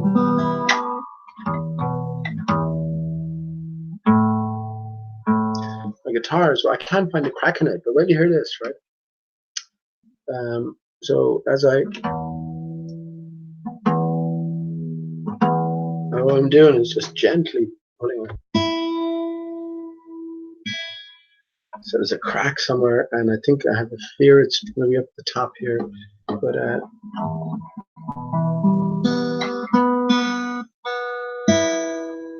but generally very happy with the guitar. I bought it for €40 and an SX guitar, and I was just thinking about there an SX. Just thinking about it, I was just as I was realized for the longest of times that sex was a trick in some way or other. I'm not taking away anything from male, female, and all this. We're all sort of in this boat together. But I realized that it was a trick in some way or another. And well, when I tell you, remember the computer when it came into its own? The games for children, the Atari 800 Youth reminds me of. I think we had one, but Atari, come on, and we can all relate to it as well. So sorry if there's any ladies. I can't specify that, but I know that there are people who do talk about menstrual fluid. And again, we have this monthly cycle thing going back to the sun itself and its sine wave. So this goes back to, in my brain, the sun is a direct reflection of Polaris. Polaris is our clock. This is the direct reflection of Aristarchus from the North Center. And this is the one that is constant as a northern star because it is, the sun never goes in circles. It's constantly spiraling inwards and outwards against a contoured barrier. So the Earth is flat. So yeah, just to get that picture in your mind of the guy in the Philippines, me in the Philippines, on the same meridian as someone in Australia, 1,000 miles separating us from the equator, both in line with one another, looking at the same sun on the equinox, the autumn equinox, whatever, where the sun is over the equator. This is what the bowler tells us as well. It's exactly over the equator. We are looking over on a flat plane, right? We're at the water level. Both of us are at the ocean front.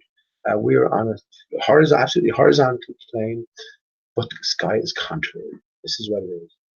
Sky is contoured, and that's all it is. And that sky is 60 miles away.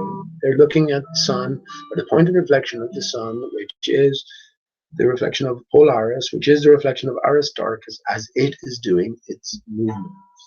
And those movements, well, giant whirlpools, this is crazy talk, isn't it? So I'm not going yet, but this is in lieu of later on. I love you, Steve.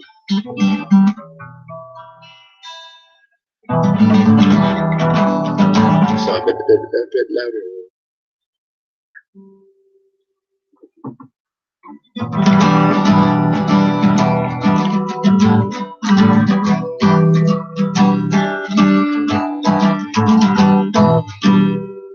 Oh,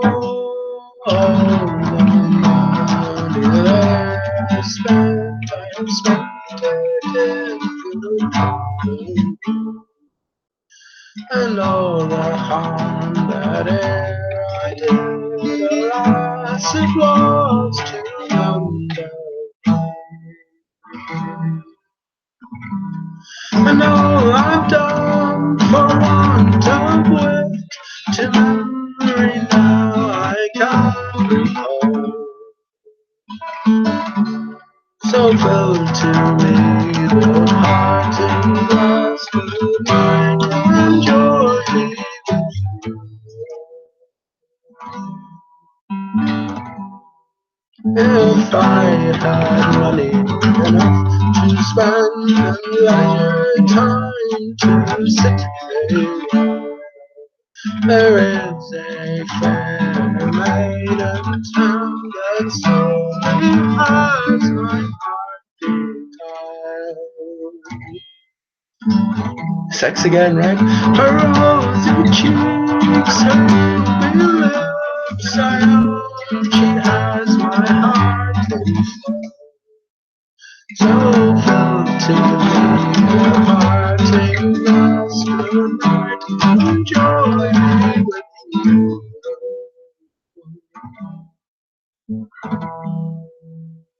Oh, the comrades that I had, they're sorry for my going away. And all those sweethearts that I had, they wish me one more day to stay. But Santa Claus walks in my love, that I should rise and you should gently rise and I'll softly call. Good night and joy be with you. Gently rise and I'll softly call. Good night and joy be with you.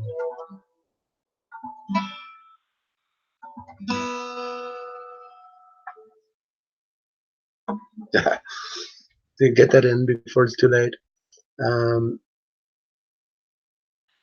Parting Glass. Yeah, I've mentioned it so many times. Bob Dylan replaced, and he left us a clue in terms of his song, Restless Farewell, which was a take on the Parting Glass. So it was his version of the Parting Glass.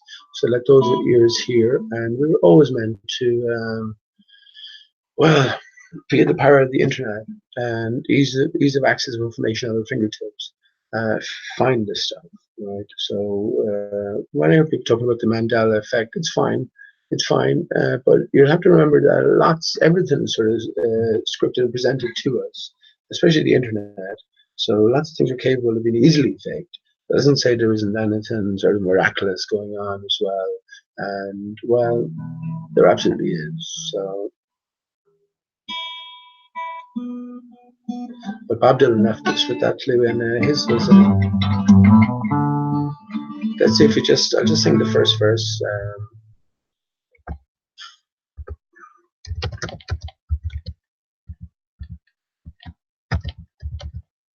Let's see if you recognize how the tune carries over. But this is where he got it from, and well, I loved it for years, but it's only years later that I really appreciated it because, well, what it represents. It was his sort of farewell. That original actor or whoever was playing the role of Dylan at the time, and well, making way for the new guy. And well, he took the tune from the Parting Glass, which I just played there. Which actually, let me just. I thought it was a traditional song, but I don't think it is. All right, so here we go. Songwriter Gregory Allen Farley, Ian Felica, or Felice, Felice, James Felica, no, Felica is right. Yeah, James Felica, Joss Rawson, Simone Felica, and Traditional.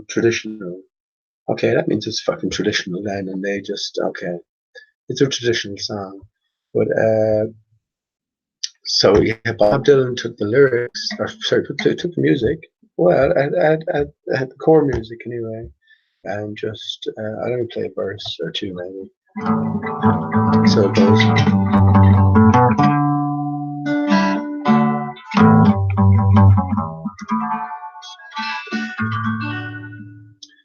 All the money that in my whole life I did spend, be it mine right or wrongfully, I let it slip gladly past the hands of my friends. Just help type the time of forcefully, but the bottles are done. We've killed each one, and the table's full of overflow. Corner sign says it's closing time,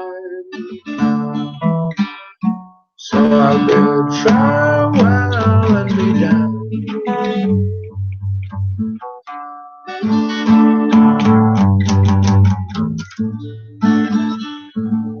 Oh, every girl that ever I touched, I did not do it harmfully.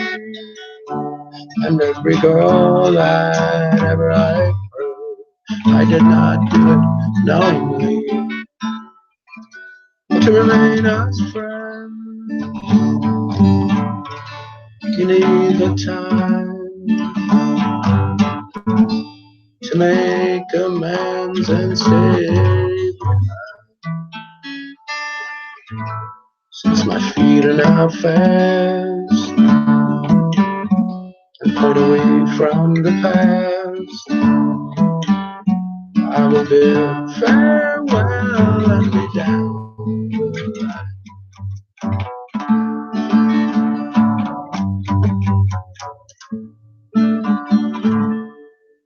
Oh, every fool that ever I faced, the cause was there before we came. And every cause that ever I fought it full without regret or shame. But the dark does not, as the curtain is drawn, and somebody's eyes must meet. If I see the day, I'll only have to stay. So I'll bid farewell and be gone.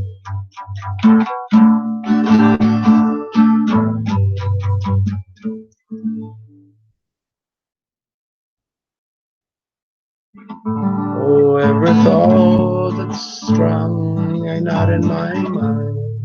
I might go insane if it couldn't be sprung.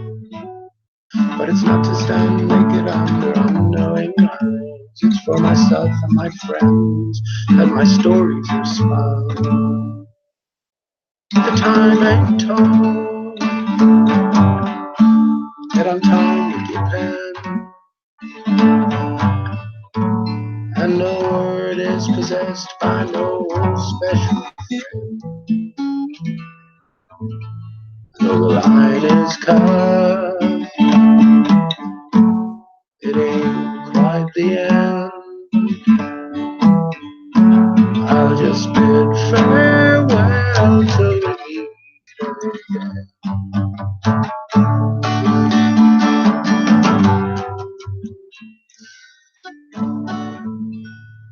Oh, a false clock tries to tick out my time, to disgrace, distract, and bother me.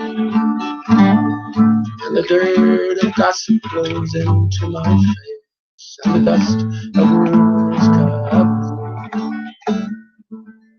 But if the arrow is straight, and the point is set,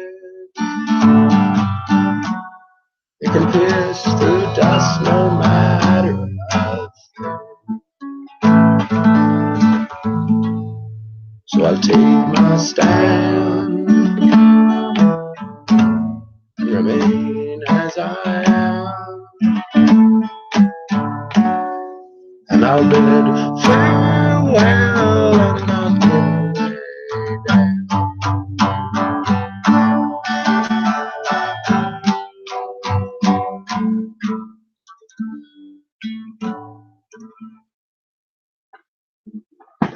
What do you reckon?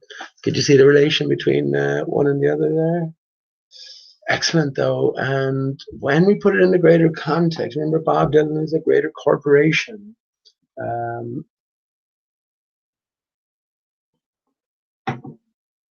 So the role must go on. When we put it into that context, and as far as I can see, I'm the only. It's not that I'm the only one putting it into this context. Loads of people have recognised that Bob Dylan. I should be actually. Hang on, I think it's there somewhere. There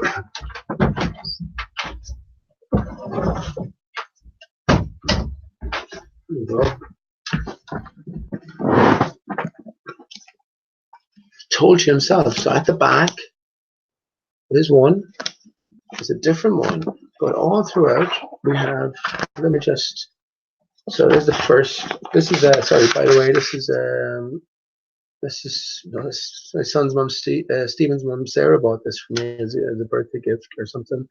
But excellent, Bob Dylan lyrics from 1962 to 2001. Fuck off.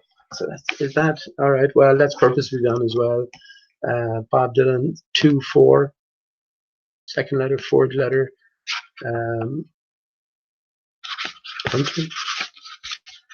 So anyway, just not to go into it. So it gives us on the covers. There's pictures of him everywhere, right? And as you go through the different albums, you notice a sort of a theme, a theme developing. This is the second album, Freewheeling Bob Dylan. So again, we have an image of him. Just go through the first two. So here we have another Bob Dylan. Look, a completely different looking character. Now, don't be telling me that, yeah, we can all look different at different times. That's fair enough. Of course, we understand that, but when we put it in a greater context here, you know, we got to sort of move beyond that in our reckoning. Here's another one. So this is another side. So again, another side of Bob Dylan, right? All of these names are chosen specifically. He's the most sort of enigmatic songwriter there is in history. He was awarded by Obama. I think, yeah, there's definitely, isn't that fucking funny now? Obama at Will Smith. Let me just bring that up for a second. Anyway, let me put this away. So as we go through it, pretty much all the way through, let me just go through to the last one. So here we have another one. And this is Empire Burlesque, and you've sure it's about fucking 15 years later on.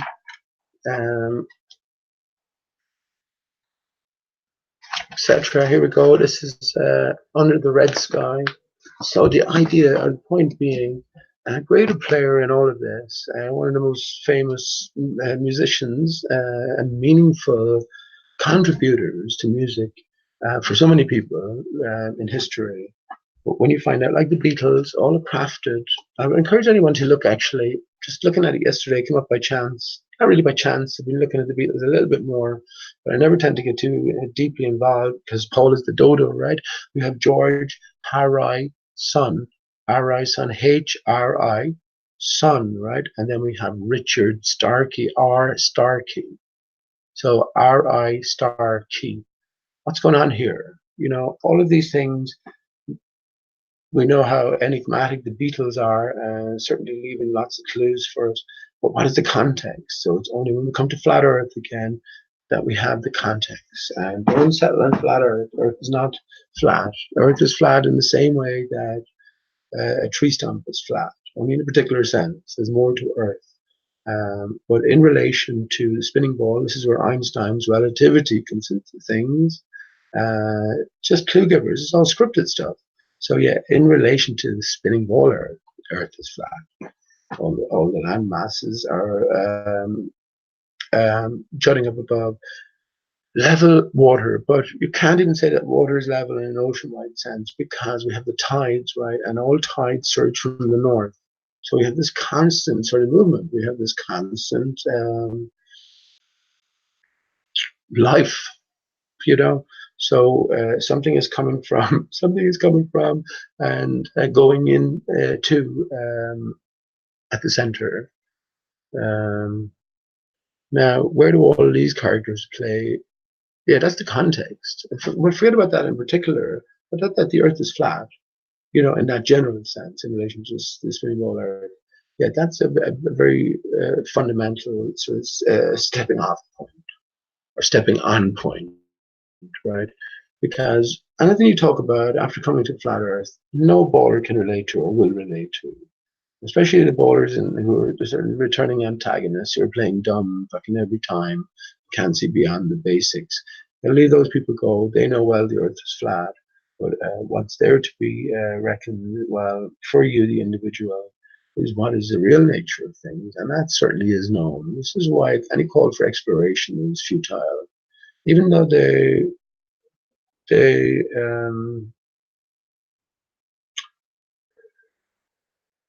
how would you say it? I'm not going to even say the motivation behind the call. I'm talking the idea. You know, sure, yeah, we want to know what is the real nature of our Earth now that we've come to flat Earth. But what are you going to do? You know, we already know it's explored. Everything is known about everything. I think the Navy and the Army and the Air Force have been up to all of these years. Remember, they all represent you. Have you been to the Army? I've been to the Army. I've been to the Army and I reminded them and I told them about these things. I made a declaration that I'm telling you this is truth when I was living in the car last year. This is just a matter of fact. And my blood, signed it in blood, or give my blood, try and sign it in blood, like, you know, that fucking, but I give a blood drop just, you know, to show what I said was in earnest. And, well, I was threatened to move off the base before I was arrested, but I did get to talk to some people, and you know, people knew about it. And two more senior men came out and spoke to me next time. I haven't read the letter, so I'm thinking I'm off my brain or whatever. But one of the army guys said to me, I said, "Do you not care about your oath?" I was pointing out all of the wrongs that have been done against the Irish people on every level. You don't care about your oath. You take an oath to the Irish people. And not to wrong the man, but in these terms he said it. He said, I don't give a fuck about my oath. You should look at what the politicians do. They lie all the time. They take oaths to the Irish people. I said, man, that's fair enough. That's between you and your maker. You know, you take an oath. You can't do that lightly. If you know you're breaking your oath, well, you want to make amends. You want to atone. But yeah, I mean, yeah. Where do we go from here is the bigger question. As individuals, we can do a few things at the very least, and that's recognize our own position within all of this. Remember, the universe has been sort of separated from us, and these are the deeper issues as well. Now everything is much more up close and personal. Everything has been telescoped the opposite way, and the Earth is there. When you talk about the sky, you can't get separated from the Earth, because what again, look, all I can say is, all I can say to myself is, when I'm talking to the computer here, is if you're listening, anyone who's listening, I'm pretty sure, all I can say is I'm sure if you went down the same path and considered the same things that are there before us that I've considered, you're going to come to similar conclusions. And that is that the Earth as a whole has to be taken as a whole. There's waters beyond, right? The Earth is in an unnatural state, and what we observe, what has been separated from us, in a universal sense, this is the sky, is all part of the Earth. So we have one center, right, and the Earth is one thing. This is sort of the best way to look upon it. So when we've established that externally, now we can think about ourselves, our role in all of this, and how do we relate to the external. This is where the soulmate comes into it. We seek our soulmate. We're divided. We're in a divided state. Soul is you, Sol. So we go to Genesis 2 and understand that we were imbued with the soul after being made from the dust, right? The dust of what? Dust of what? So now we go to science in terms of all of their metaphor. Remember, that's what it is exactly is. Everything based on the spinning ball is metaphor. That's what it's all fantasy, but it's a fantasy based on truth, you see. And if there's a greater teller here, we have to separate the storyteller from the story. So, yeah, all of these things come into it. So once we then seek our soulmate, and I'm sorry, I'm fam with flat accord music, I'm terrible, and anyone else in chat, I'm terrible, desperate. I went into chat. I said, hello, fucking sky fly bright. Got me talking about thinking about trannies. And there's me talking about fucking gaggle of lesbians after meeting them today. I shouldn't say that. I actually met Catherine before, and I knew she was a lesbian. I know she has, but I don't know her that well. But we definitely remembered having met before. And that's why she offered a joint. But I walked her home one night, and she was after fighting with her partner or something. And I just went up the road because she was living too far away. So she gave a joint tonight. But yeah, they're all the lesbians. So my mind was taken there. Now you have trannies thrown into the mix, and I soon forget about chat. I'm just fucked after. And I was talking about sex myself. And there's an SX guitar, SEX. Yeah, it's what it all comes back to. It's nothing to be ashamed of. I don't think it's anything at all to be ashamed of. And I've always had this attitude, even though we all have our sort of hang-ups, you know, I was born in a Catholic family as well. Certainly with my own son, I was always sort of more open and not matter of fact about things. Just told him these things once he came of age to started recognizing things. Well, this is how you got here, son. You have your, you know, he has his own parts and he can relate to them and grow up into an understanding. Everything that applies to one applies to all. This is why Jesus is within all of us. Or Mary is within all women, right? I mean, my mother here is Mary. So many Marys in Ireland, actually.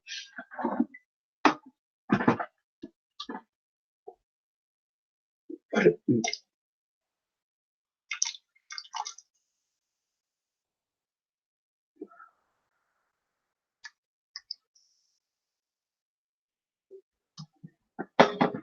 I was just diluting down a small 7-Up here, so we have a kind of a shandy for the last can. But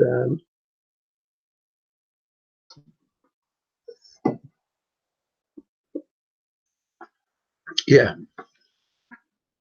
externalization. So if you're asking these questions, if you're along this path, well, can't leave yourself out of it, because then that soulmate, that equation between the sun and between that external world, remember there's the ground and there's everything above. Yeah, that has been bridged, and it's going to be bridged even more. It has to be bridged even more. We are the world. So, yeah, that's the process. And it makes sense. And as I said, for males, arise tar cuss.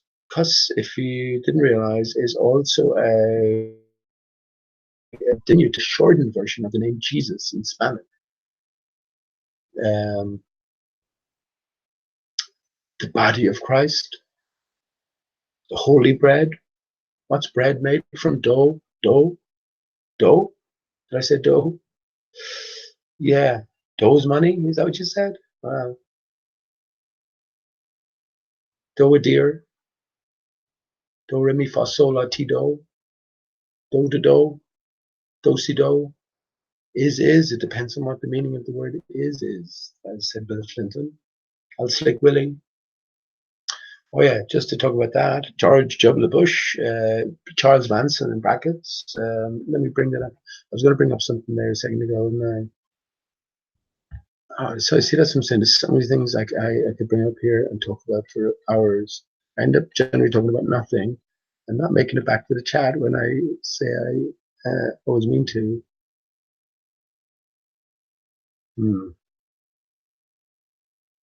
Just get a few links. Okay, let me.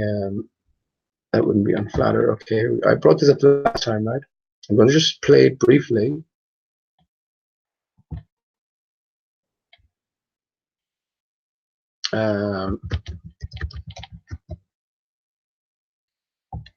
Then we're going to chat after this, but it all connects.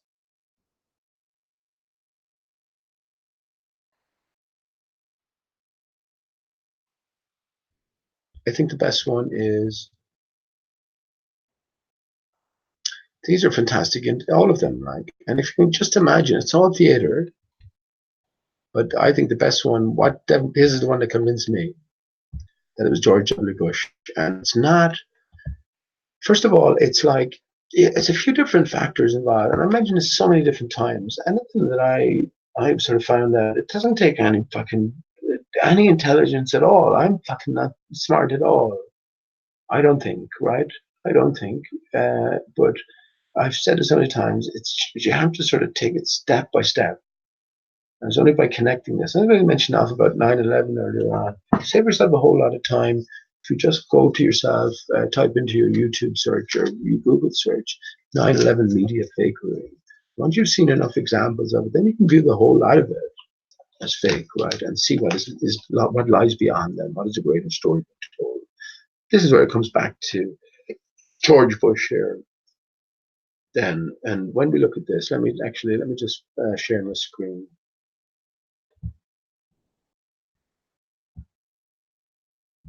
Okay. Let me just share my screen. Just what you think. I'll play a few sort of brief clips.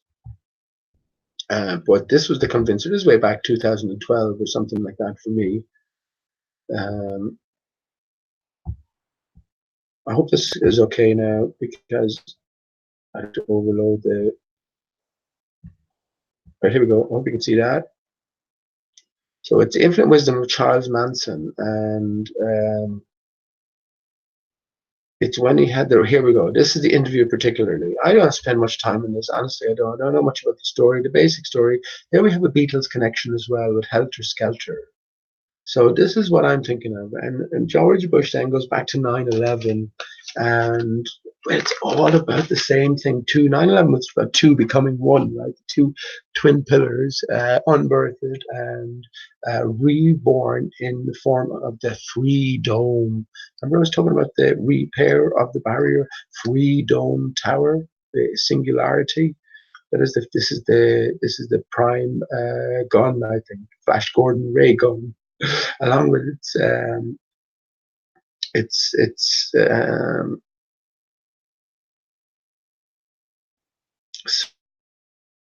trying to think of military terms, supporting backup troops, I guess, in the form of the other high steel structure buildings that are going to, particularly around desert areas, but pretty much everywhere, I should imagine, to a greater or lesser degree. So all of this ties into this. Does George Bush know the greater story when he's playing a role like he's playing here? Thinking he has to be let in on the greater story, however it is fed to him. Let me just, hopefully you can't hear this now, can you? Let me just make sure that you can hear it.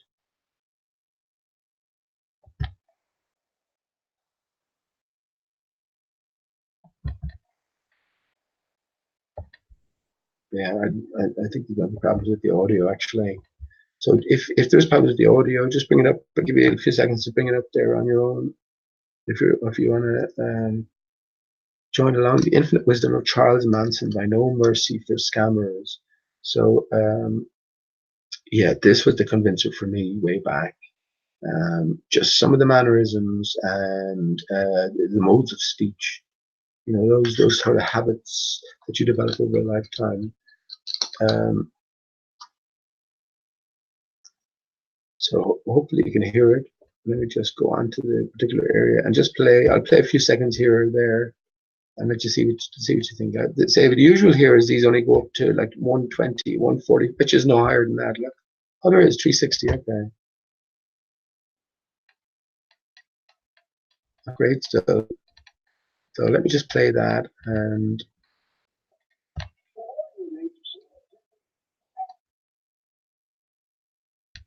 So remember, acting a part, act the fucking nutter. Could you act the nutter? Of course you could.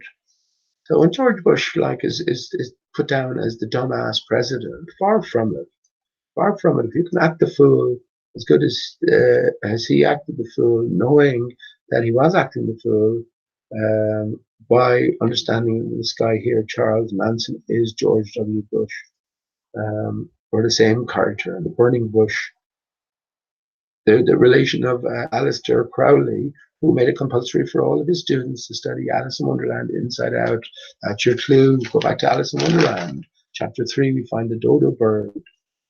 Right? The author, Lewis Carroll, was known, we are told, first of all, he didn't exist, but he was known as the story goes, Dodo Dodson, because he had a stammer. And anytime he introduced himself, he said his name, Charles de Dodson.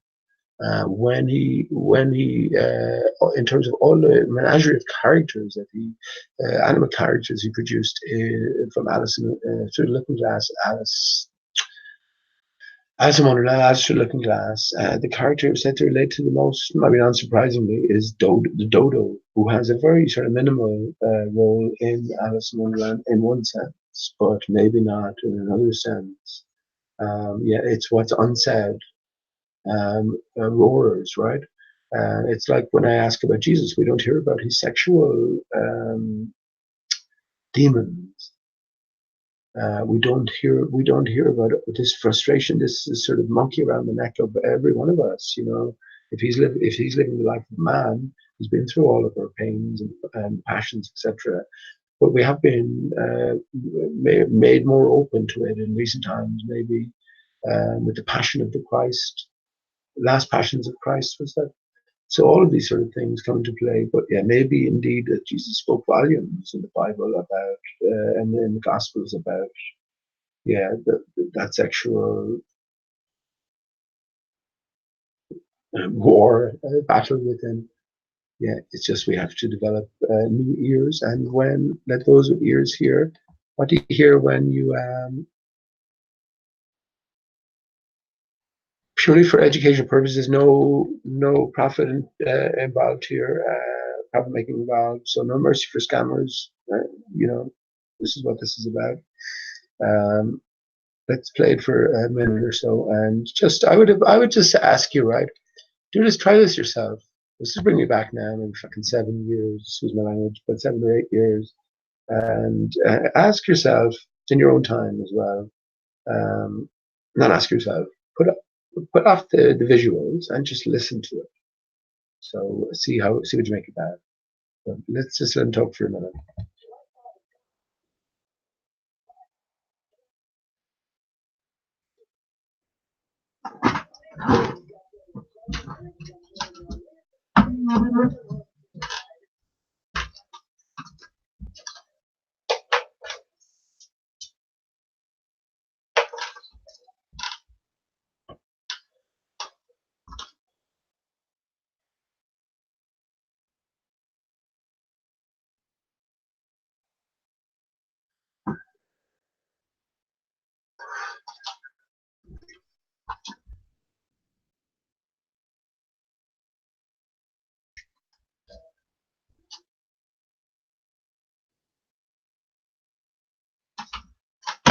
Fuck off! Fuck off! Did you hear that? Fuck off! Did you hear that? When you're cutting the trees down, you're taking my life. Charles Mann, son. Oh man, I didn't hear that. I hope that's coming through. Is it? Let me just go to the main channel here.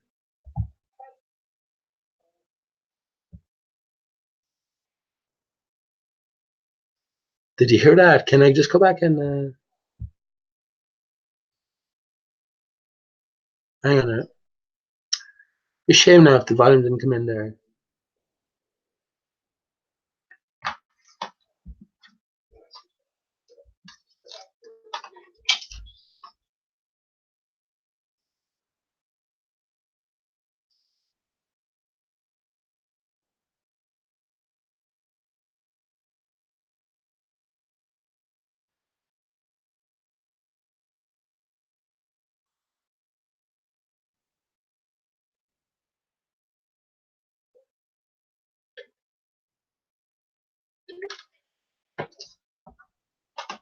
No, shit.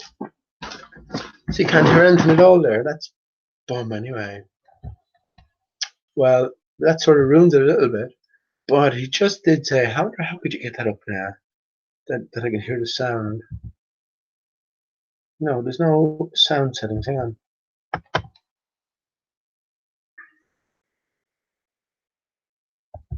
Troubleshoot playback issues. I know, I don't want to do that.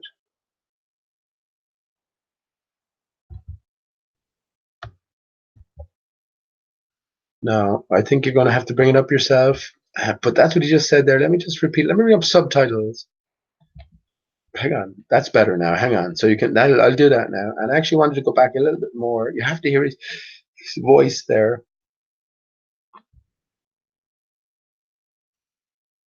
Right, let's hear it. So this is what I jumped in on.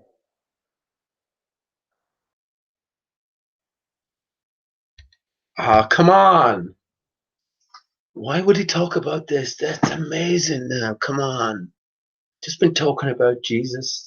And now he goes on to say, it's all a reflection of mother, but when you're cutting the trees down, you're taking my life. Now, I don't know what context the interview is in, but of course, it's all sort of fabricated, artificial settings. And you mightn't believe that this is George Bush. How easy would it be, first of all? You can see, not the best image, you can see just from here, sort of discoloration around the eyes. So it's all face mask. They had this perfected. So this is all a beard. But you got to listen to the sound. But look at that. You're cutting the trees down. You're taking my life. And I just asked the question. I wonder do characters like George Bush know the story from the outset? And absolutely. Charles Mann's son. Manson murders came between the moon landings and Woodstock. Look it up. 3-0. 3-1.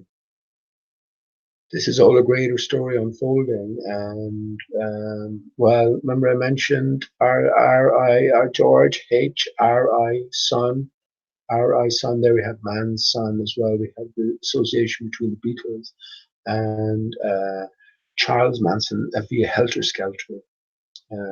So yeah, all theater, every bit of it, every bit of it. That's what I was going to say. I was looking at that. Let me go into my. Hang on. Let me just. Beatles, Apple, rooftop. So let me just, since the, here we go. Yeah, this, look at this. This is the dodo here. This is Paul, right? I'm not going to play the music, although I'd say I just want to get with the apple as well. Remember I was talking about the toroidal field? The dodo represents the changing face of the land and the divided state of us, right? Because we are the world post decapitation, post destruction, post division, post demolition. And here we have Paul then. This is the changing face of Paul. Since you can't hear it, I think maybe I'm banned from playing videos because my bloody.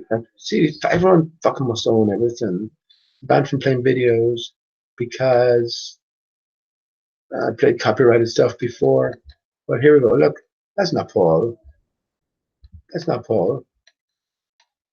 Uh, that's I don't even think any of these are. All the Beatles were replaced. You see, this is not. It's not just the thing. Everyone focuses on Paul is dead. No, I think all of the Beatles were replaced. But that's not Paul. Let me just get a close up on him. That's not him. But he's made to look like him. And as I said, all part of the greater script here. And you're meant to put the pieces together. So when we get to Flat Earth, Gleason's map is given to us, so the dodo jumps out when we rotate everything, when we reverse everything, which is one of the major instructions the likes of Aleister Crowley gave us, right? Mirror everything, learn to speak backwards, read backwards. I can't, I haven't learned that, but I don't think you have to.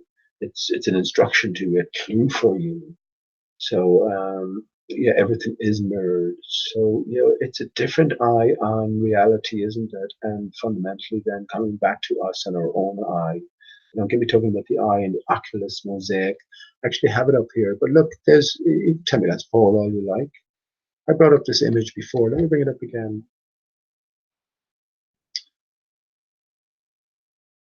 I think everything is holding up tonight.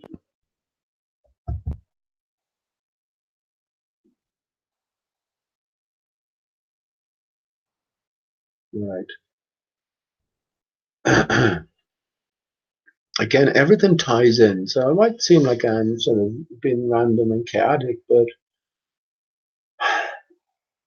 it's not really. Here we have the oculus mosaic. I was just talking about the eye. So here we look in the middle, in the center.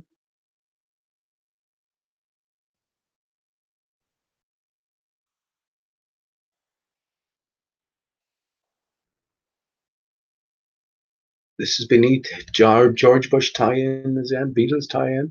This is beneath the WTC Center, Free Dome Tower, Oculus Mosaic at subway station at Chambers Street, Chambers of the Heart, right? And there we have the eye at the center. What might that mean?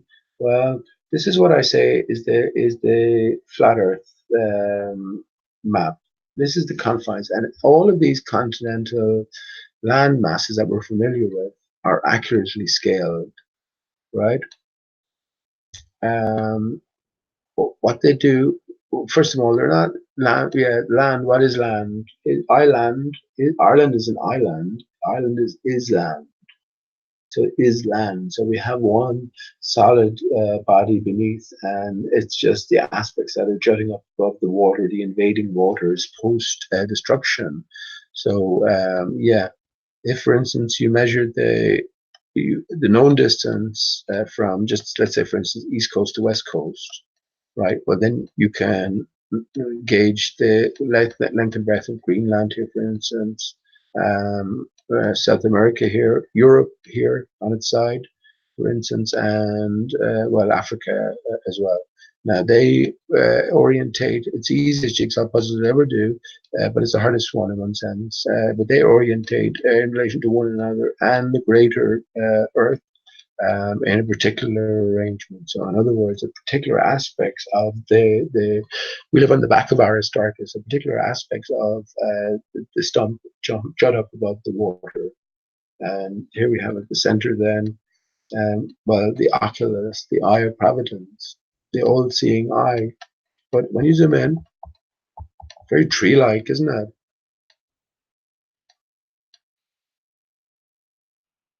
It's yeah, and if anyone's on the ball out there, isn't this a very similar representation to the cosmic background radiation map of the universe?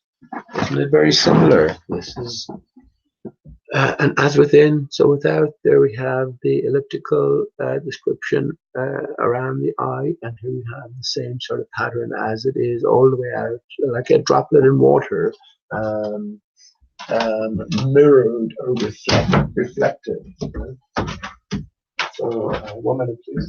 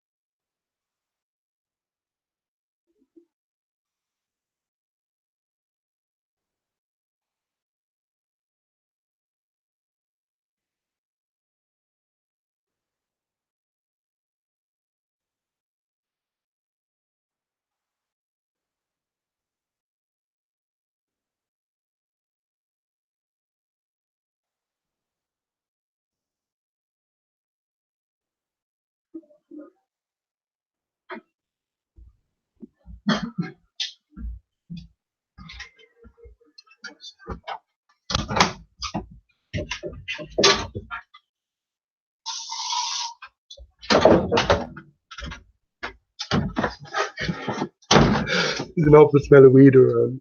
I wonder where that came from. I'm pretty sure there was some guy across the road smoking weed earlier on, and it sort of like made its way over here, just sort of rested here for the night. Well, that's my story, and I'm sticking to it. Yeah, I hope you consider this.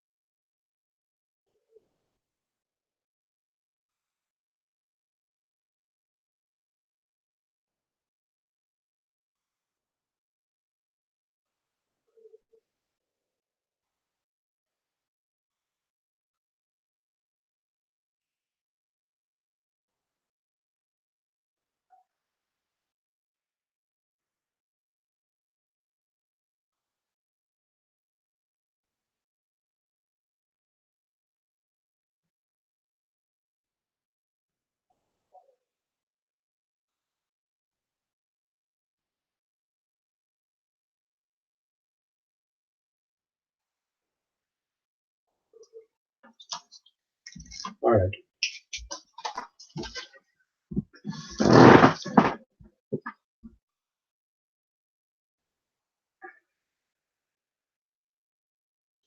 Yeah. So, well, if we consider what this is telling us, and this is not about proving anything, right? This is about following clues. So let's just say we're involved in a treasure hunt, right? And or an Easter sort of puzzle. What do you call those sort of riddles that you do in Easter? I don't think I ever did one, but you know what I'm talking about. If I'm at sort of clue 9, and you're at clue 5 or 4, 6 or something, what I say at clue 9 is not going to make too much sense to you, right? You pay a little bit of attention, but you'll still be sort of focused on clue 6, making your way forward. It's the way I sort of look at this. So when we put all of these things in context, the Oculus Mosaic, Chambers of the Street, the subway station, beneath the WTC Center, of 9/11 fame, Freedom Tower, George W. Bush, iPad Gold, right? Go AT, remember? iPad Go AT. Again, that upward tendency, the heliocentric. So when George Bush just talked about, and I honestly didn't, just thinking about it there now, letting that sink in, I didn't know what he was going to say there. I didn't know how that was going to go. Where is it? Yeah, forget about Paul McCartney. That's the replacement. So let's look at the fake ear on that. So yeah, but this is all part of the. Not forget about him. Let me just go back to George W. Bush a second. Here we go.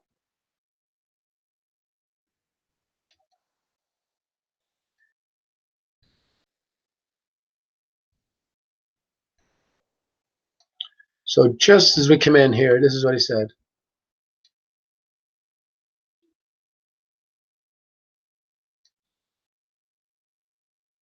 Reflection of mother. So all of these words are scripted. He's acting a part.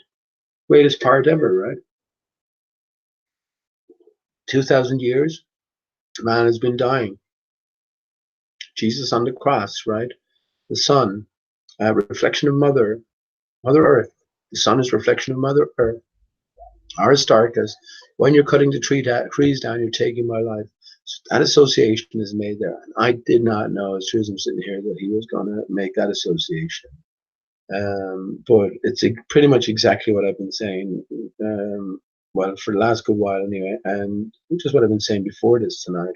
Charles Manson, George W. Bush, um, the Beatles, 9/11 brings us back to, well, flat Earth and beyond. And hang on, where's that image? Well, the Oculus Mosaic. So, inner barrier, we work our way in. There's another barrier, red is for stop, right? Remember, we're told in the heliocentric model, the sun is the center and everything revolves on an annual basis in an elliptical fashion. So if it revolves in an elliptical fashion on an annual basis, then it must revolve in an elliptical fashion on a monthly basis, seasonal basis, monthly basis, weekly basis, daily basis, hourly basis, etc. So yeah, here we have, and what would you call that? Would you call that a oblate spheroid, but flattened oblate spheroid, maybe? You see how Neil deGrasse Tyson might be giving us some clues. Um, so just let's briefly work it, and we need to go on to this, but yeah, outer barrier. So we got to work out what the inner barrier is. Well, this is where the purple starts here. So inner barrier. If we work our way in, this is the Antarctic rim, if you want to put it like that. This is where the sun is out of reach. Now we have a permeable barrier, so there's always these waters being separated from the waters on a continual basis. This is why we get torrential rain. We forget about these 75 million billion tons of water particulation, I call it. Water particulate is, as I look out on the metal here outside my window, I can see a very thin layer of like frost. It seems to be developing up slowly now. I know if I go out in 3 or 4 hours or towards early morning, that will have developed into drops, water drops. So this is the water reticulation that's everywhere. We live in a dynamic system, and you have that permeable barrier. So where the barrier meets the land, if you want to put it like that, meets the waters beyond, we have these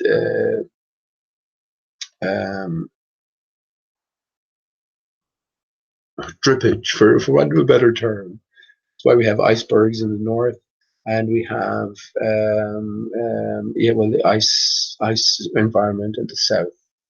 So it's outside where the sun has no influence, very very little influence. Then we have these frozen conditions, and this all comes back to what the sun is, of course, again. But not to get way late on that. So here we have the Antarctic barrier. Then we move inwards to what we call the Tropic of Capricorn. This is the outer path of the sun. Then we have the next ring is the equator. Then we have the Tropic of Cancer, which always refers to the paths of the sun against the barrier, right? And then inside here we have the Arctic Circle, and then the inner barrier. This is the inner barrier separated from us. So if you can imagine the outer barrier beginning here, so we're looking at sort of down and into it, beginning here, rising highest until it gets to the equator, and then dropping lowest at the southern peripherals here. That's the contour of it. And if we think in terms of massive distances, let's just say this measurement here is, just for the sake of it, what Australia and sort of North America, South America, tip to tip, 10,000 miles. Just to say something like that. Maybe not so much, but something along that lines, right? If we have it just lined up here, so it is all important, the orientation of these land masses as they stick out above the invading waters, what orientation they're in relation to one another, and also in relation to the barrier itself. As we can see, it's of a certain contour, and it does define. You can think of the barrier in terms of a shade, a light shade, right? So yeah, but if we think of that distance, that massive distance, 10,000 miles, well, now if you think in terms of what I'm saying, the highest point along this barrier, which has just given you a cross section, lowest here, highest at the equator, and lowest again, southern peripherals. This is why we see the aurora borealis and aurora australis, where the barrier meets the land, meets the waters beyond. But if you think of that distance as, let's say, 7,500 miles, 8,000 miles, more reasonable, something, anyway, it doesn't matter, that distance, something along those lines, then at this highest point along the equator, if I was to draw a line upwards here, and that line would be 60 miles. Isn't that fucking amazing? 60 miles. So it's very much like the eye and the lens over the eye. And my son, Steve, had his lens removed. You know, oh gosh, I have to say everything for a reason, because otherwise, I mean, I'd give my eye for my son in the morning, but my son is blind in one eye. And, well, one eye be, you know, what can we say about that? But yeah, that's what this barrier, this electromagnetic collapse barrier, that's the sort of the dimensions we're encouraged to think in terms of. And when they talk about 93 million miles to the sun, remember, everything is sort of divine here, if you will, or everything is sort of not divine, if you want to put it in different terms, everything is metaphysical, is probably a better way of putting it. So all of these numbers matter, all of the letters matter, and again, they're all telling the same story, all in relation to the same thing. That is the external story and the internal story, how both relate and how everything sort of fits together.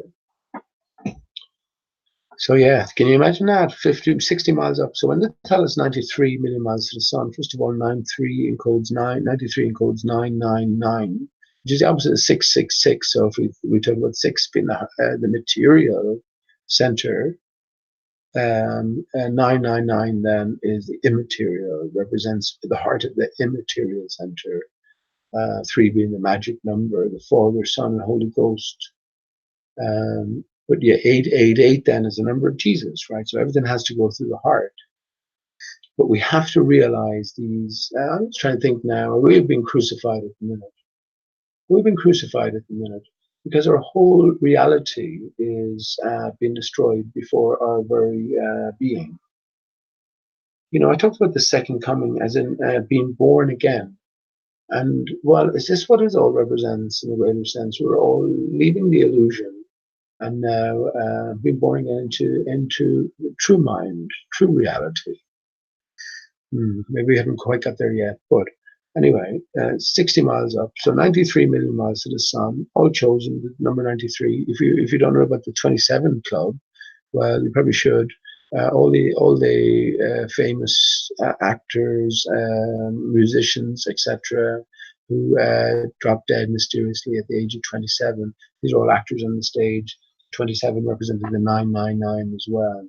Those upper, again, non-judgmental sense, we are what we are. Upper leanings, upper tendencies, the 999, the immaterial center to our being. Yeah, 93 million miles, and I've often said it before. Another clue for us potentially, if we think about the barrier here at the equator, its highest point, 60 miles, plus or minus, we're told in terms of the Kármán line, distance, a few miles give or take, is a vague area that separates Earth from space, we're told. And actually, I have other things to say about space. Space is the area that's or the zone immediately beneath the barrier. The barrier is electromagnetic, and remember, the pillars have been taken away. The central tree has collapsed or is destroyed. So we have a much affected system. So yeah, this what we experience as gravity, never meant for us, is this reactionary force, the actionary force, electromagnetic. There's not even a good way of putting it. It's just life energies, right? Whatever you want to call them, and interactions. But yeah, this is the actionary force, and gravity is the reactionary force, and we're under that. This is what divides everything into the way it does. We have four fundamental elements. These are fundamental elements for a reason. They're separate. They exist alone. There's no combining them. You can't make one from the other, although ultimately you can. And maybe this is what the grand unifying theory is about, actually, unifying those four fundamental elements, which is earth, fire, air, and water. What is the fifth element? Well, that's a good question, actually, isn't it? That's for myself as well. What is that? I have an idea, of course.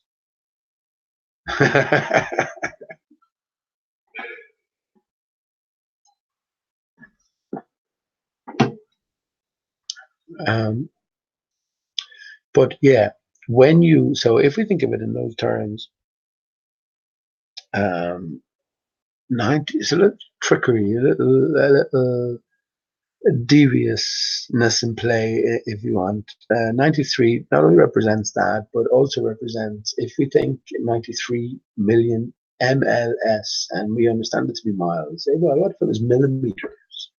MLS, millimeters, a reasonable way of representing millimeters. Well, it turns out that 93 millimeters, 93 million millimeters is 58.875, 58 and 7/8 miles. So is this the clue? If I was to put together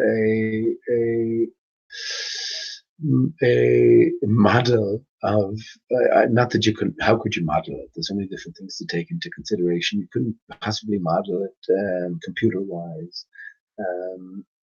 It's difficult enough to imagine, I suppose, especially when you're talking about, on the ground, we have a span of 7,000 or 8,000 miles, whereas the barrier is 60 miles above. This is so difficult to imagine. But yeah, that's what that turns out to be, just shy of 60 miles, which is the Kármán line distance given to us. So yeah, this is what I've been going. This is what I will be going to, and a few other keys are needed. And one is the Dodo, of course. It has to be the latest version from Julian Pendar Hume. Pendar Hume, Hume, right? This is the latest version of the Dodo. This is a puzzle piece, but this is also a puzzle piece here, because if Antarctica is catered for along the outer peripheral here, what might this be? Well, the clue is Antarctic. Antarctic. So everything is inverted. This is the frozen over Arctic Ocean. So this would be the central point, and all of the continental land masses then would be arranged around it. This would be the northern ones anyway. For the southern ones, Africa, Australia, South America. Yeah, this is where the dodo comes into things. But around the northern pivot, this is the frozen over Arctic. But as I say, I'm not going into that too deeply now. Just by the way, mention this is where it leads us, though, connects us back to 9/11.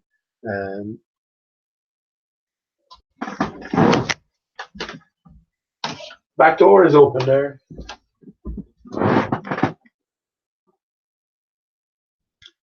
The back door is open.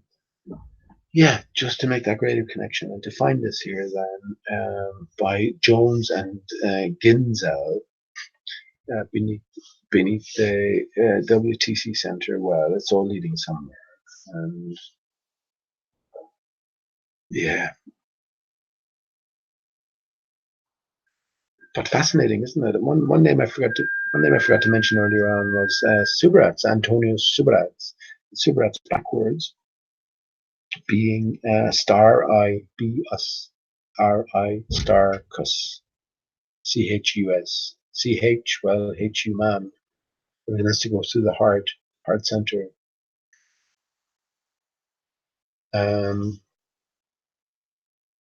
Let's see alarm in the background that's been put on there.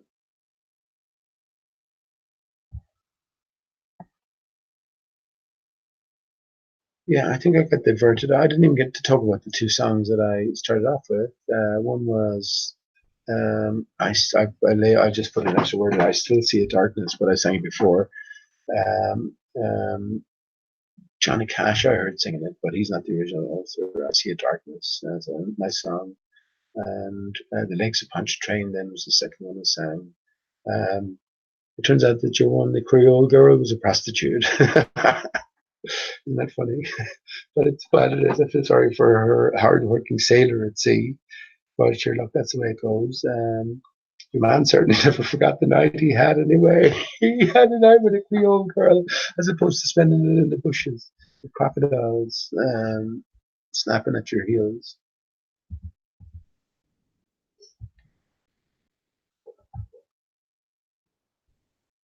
Yeah, no.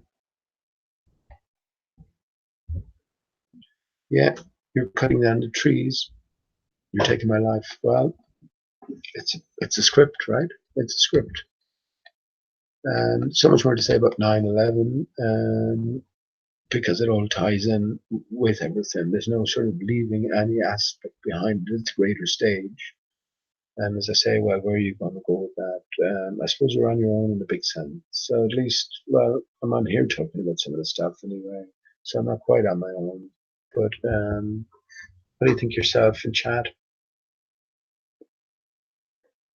As usual, I think a good part of any of these sort of hangouts, especially these days, are maybe some of the conversations you have in chat, and you never know where you learn stuff. And there's some great minds out there trying to piece things together.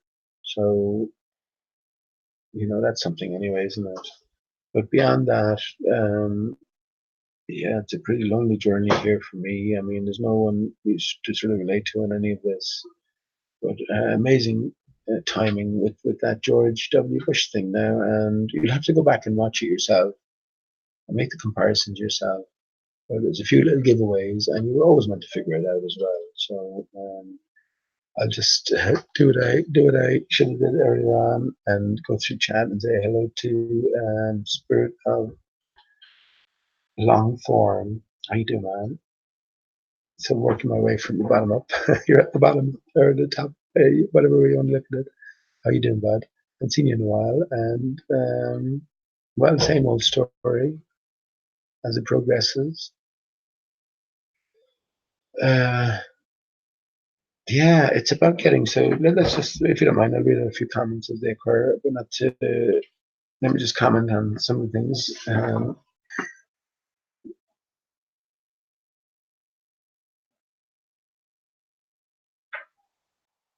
Okay, well,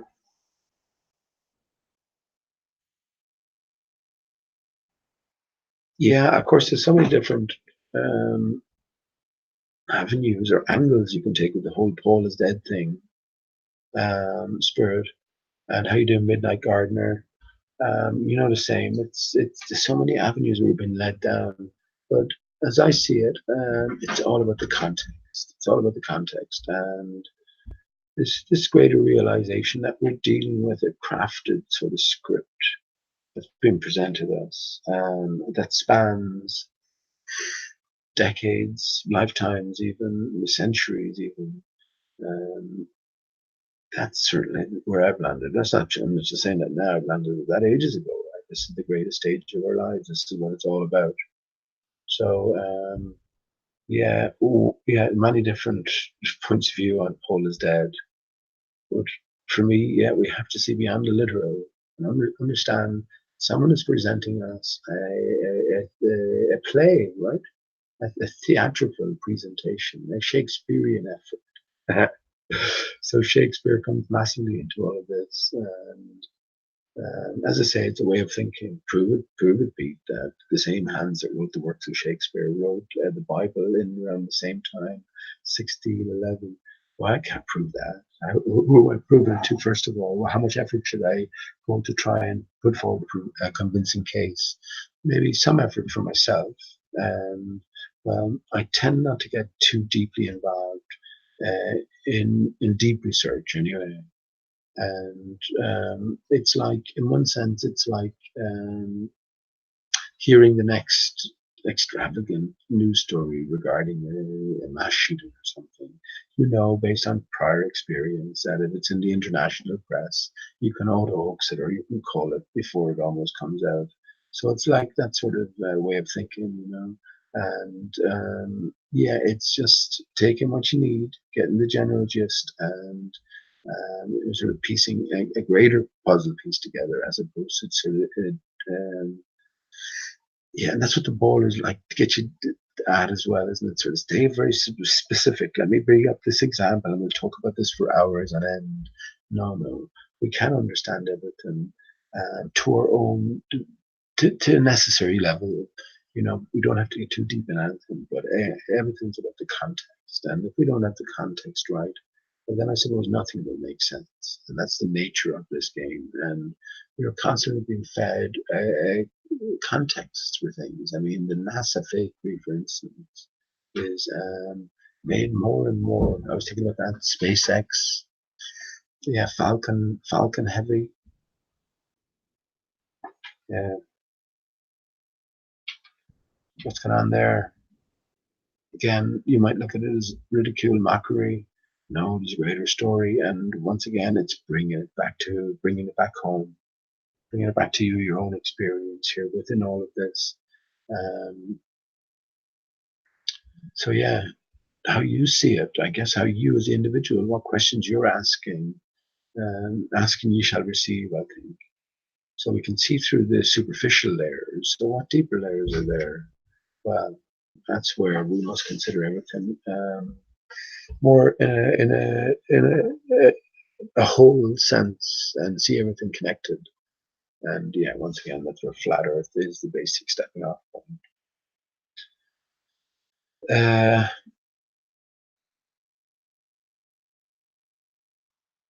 right, exactly. Spirit. You can only prove to the point uh, you satisfy yourself. Changing minds a lost cause, absolutely. Because who are you talking to? You can't relate to anyone in this. And yeah, I know this intrinsically, and as I've said this many times, Spirit, and I know you've listened in many times. This is just me talking out loud because who else am I talking to?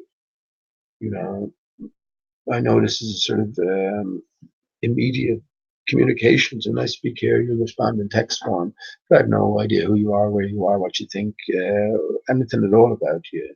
So in a sense, you have to sort of forego that seeming connection via the text here, or via my word, and understand, that I am talking to myself.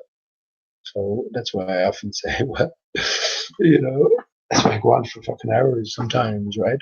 And for, for the most listening in, it's all just the ramblings of some lunatic. That may be so, but I think there's an overall coherence to everything. And, even if I'm absolutely wrong, or they're, nowhere near the truth, I'm offering something up anyway. Not even, again, not to be judged or anything, but I mean, from the onlooker's point of view, well, how can you judge me badly in that sense? Because, all I'm trying to do is explain. We've left a whole sort of certainty behind, a world of certainty behind. We've ventured into new territory. So trying to explain everything, trying to explain our home becomes the priority of the individual. So me just on here is just some other token, right? It's just some people talking. But yeah, absolutely right, Spirit. And yeah, it's down to the individual. And the one thing I will say, I appreciate that, Spirit. I love you too, man. And, we're all in the same boat here. And we're all, of genuine heart, hopefully, trying to figure out what is going on, trying to do the right thing. And, well, let's see where it leads. But again, it's the individual ship you must sail. Maybe we'll all meet up at a predestined rendezvous point. Absolutely sure of that. But in the meantime, yeah.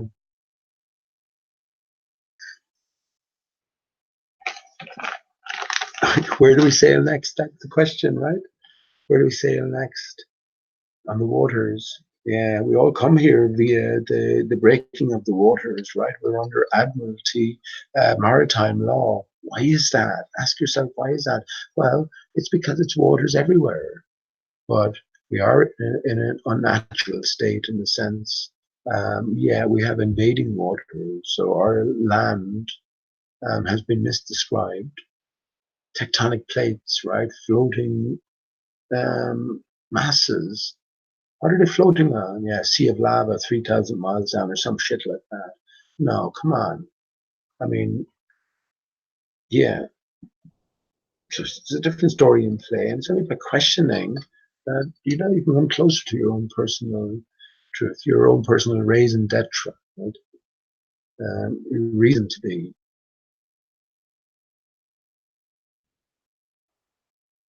But yeah, lots of things sort of clicking into place. And now I'm back thinking about a gaggle of lesbians again. Honestly, there was five of them. Catherine, their played to her, like, she didn't have to do that. Um, Roll a joint and give it to me. Small one, but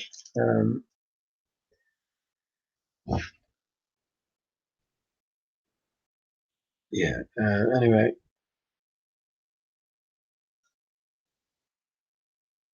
yeah. Hopefully, we get to do that someday, Spirit. Yeah, definitely, man. You get sort of accustomed to drinking alone. That's okay, like, but yeah, shit. It's not the same as well, is it? But definitely could see that. Let's make that in future. Let's make that happen.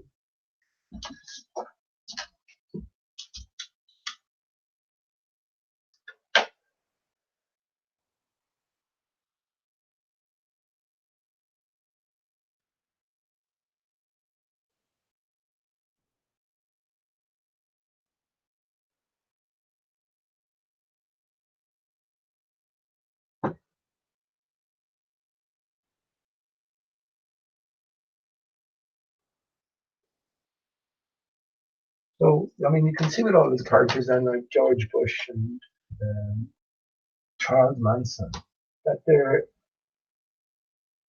woven into a greater story, right? And yeah, you either pay attention or you don't. I guess that's all it is.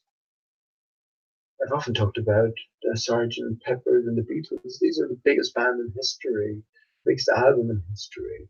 So if there's anything encoded within them that could hint towards a greater puzzle or a greater story unfolding, but then we need to stand up and take notice.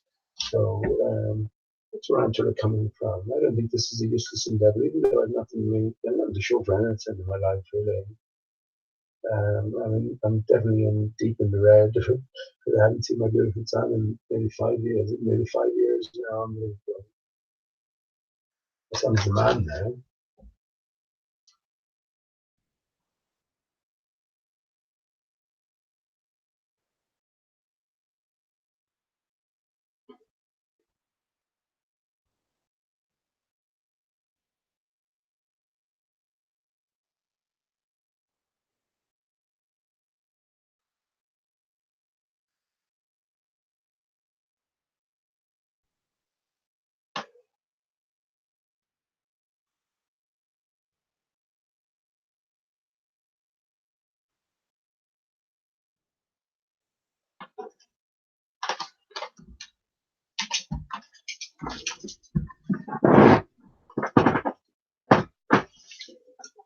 Right. The final stretch. Well, yeah, I was just saying my son is a man now, but well, it all comes back to time, and I think we've all experienced or are all experiencing something weird with time, and in a big sense, it seems to have quickened up, and it all comes back to the nature of time. I talked earlier on about the space being a reality, Spirit. I don't know if you listened in, but yeah, that's the way I see it. So we have this evacuation zone directly beneath the barrier itself, the nature of which is fundamental in understanding the evacuating zone, and everything beneath then diminishing or dispersing in terms of intensity. Everything beneath being a mixture of ether, first of all, these wave-like energies, life energies, Aristarchus energies. That's the only way I can put it. I mean, it sounds like I'm opening myself up to ridicule, but I'm not. In my own brain, anyway, it's the same energies that are giving us the skylights. So it's these energies interacting with, well, water everywhere. There's water particulation, which seeps through from the barriers. The barriers, the separator, the divider, right? So if we have saline waters beyond, when the barrier collapsed, we had the inundation, and then we have our saline waters, right? Our sea. Where did all this salt water come from? Where did all the sand and all the beaches come from? Do you deny that all the ocean waters are sandy? Do you deny that all the ocean waters are salty? There, I should say, and all the coastal areas are sandy. Where did it all come from? What's the greater story here? Well, you know, it's not the only water you see. It's water everywhere, and well, yeah, there's this sifting going on, this intense sort of disassociation at the barrier. And as I say, once again, yeah, everything is divided into the way it is in terms of the composition of the atmosphere based on the nature of the barrier and what it withholds. When you ask Nathan Oakley, what's beyond the barrier, or what did you replace the vacuum of space with? Don't know. Doesn't matter. Same answer. Well, I must ask him 100 times, not 100 times. I must ask him 5 times, 4, 9, 7, 17 times. Have you considered the nature of the barrier? What have you replaced the vacuum of space with? Doesn't matter. Doesn't matter. Well, it does. It does, or at least you can't say that it doesn't, and it does fundamentally. And yeah, I've made the equation before, and with Jamie Brown, I had so many good chats with Jamie Brown. Um, and the disappointment was on me in a big sense when I think about that. And I was blamed for sort of corrupting or something, but I don't think that's the way it went down. But I see Jamie is back, so good luck to Jamie. I mean, that's all I can say. I won't be chatting to Jamie again, don't think. But certainly good luck to him. But yeah, talked about all of this and many other things. But I made the equation between a sort of a punch bag. So if you want to get an example, you're lying on your back is a punch bag lying horizontal above you, and you just punch up. So I don't know how you're lying on your back, but just to keep it horizontal. And actually, you could be punching down, so the sandbag or the punch bag below you, horizontal to you, but you're lying horizontal. However that works. But yeah, the point at which you punch the bag, this would be the impact zone. And if you were to take the sort of the force distribution pattern. As you move towards the back of the bag, the opposite side where you punched it, you'd have a sort of dispersion of the force, where a force would register, but it'd be greatly diminished, based on the area of the bag itself, and the composition therein. So it's this sort of idea that I have ingrained inside in my head. And this is what we consider gravity. This is this pushing force from above, 9.81 meters per second. Well, if you think about natural reality, unless outside of inclement conditions or wild storms or something, everything is pretty much settled. And the average day, if everything was left alone, nothing would happen. It's only when you bring something up, you throw something up, you let's say you bring something up to a cliff top and you throw it on, you're after providing that energy. So as it falls, right, and makes its way back towards, equilibrium is used, but it's not quite equilibrium. It's a settling position where it settles in relation to everything else present. And then this comes back to the deeper questions, like if I bring up a stone from the ground and I drop it from a cliff top, the stone is finding the ground or the land beneath it. So now you have to start thinking about what the land is. And as I said, well, for me, it's a tree, a tree stump. A decayed, if you want, tree stump. Carbon is the decayed form of the original crystalline, sticking up from above the waters. So yeah, if we break it down, then, or we after taking it out of its natural settling position, however things may have settled like that, or after imparting energy, it would take energy for us to make our way up that hill, to drop that stone. So as we drop that stone, let's say it takes 10 seconds to fall. So I think this is an easy way of thinking about this, actually. And I should I, I didn't plan on talking about this, but it is an interesting way of conceptualizing it or trying to understand what's going on. So we can leave gravity aside for a moment, but when we take that stone up and it takes 10 seconds to fall, if we were to take snapshots of its sort of descent and gauge measurements, make measurements, I should say, and in the first second, we'd understand that we could measure that it fell 10 meters, right? Now, as we've taken it out of a natural position, right, and put it into an unnatural situation and given it some impetus, some potential energy, is what they call it. Yes, that stone now is not to try to anthropomorphize on any of this, but it's trying to find my mommy. It's my mommy. How am I going to find my mommy amongst all of these stones? I know. I'll call out. Hang on, I don't have any mouth. What's a mouth? Who am I? But anyway, so if we take it in increments of each second the stone will fall 10 meters, right? So it's a 100-meter cliff each second. So if you just take a snapshot of not in reality, just in theory, the 7th second, that stone is going to fall 10 meters in that second. But as the 7th second comes after the 6th second, we have to take what the stone at 6 seconds up to that point is gathered, and then all the way back to the 1st second. So after you drop it, the 1st second it gathers 10 meters per second. The 2nd second it gathers also 10 meters per second, but it takes with it the first 10 meters per second that it already had. So that brings it up to 20 meters per second every second, right? At the 2nd second. Oh, fuck it, this is going to be difficult. So all the way along, down to the 9th and down to the 10th second, when it finally hits ground again, it is just bringing with it that momentum that it carried from the start. That's all it is. It's just a constant rate of fall. It can't be any other way. And when we think of it like that,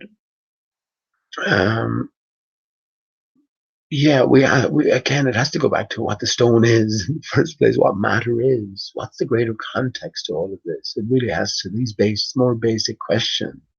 Because if these things are approached somewhat, like what is sand, then no matter what answer we give, you'll never know whether you're close to the truth or not, because you've just left this massive potential influence on a greater picture undefined.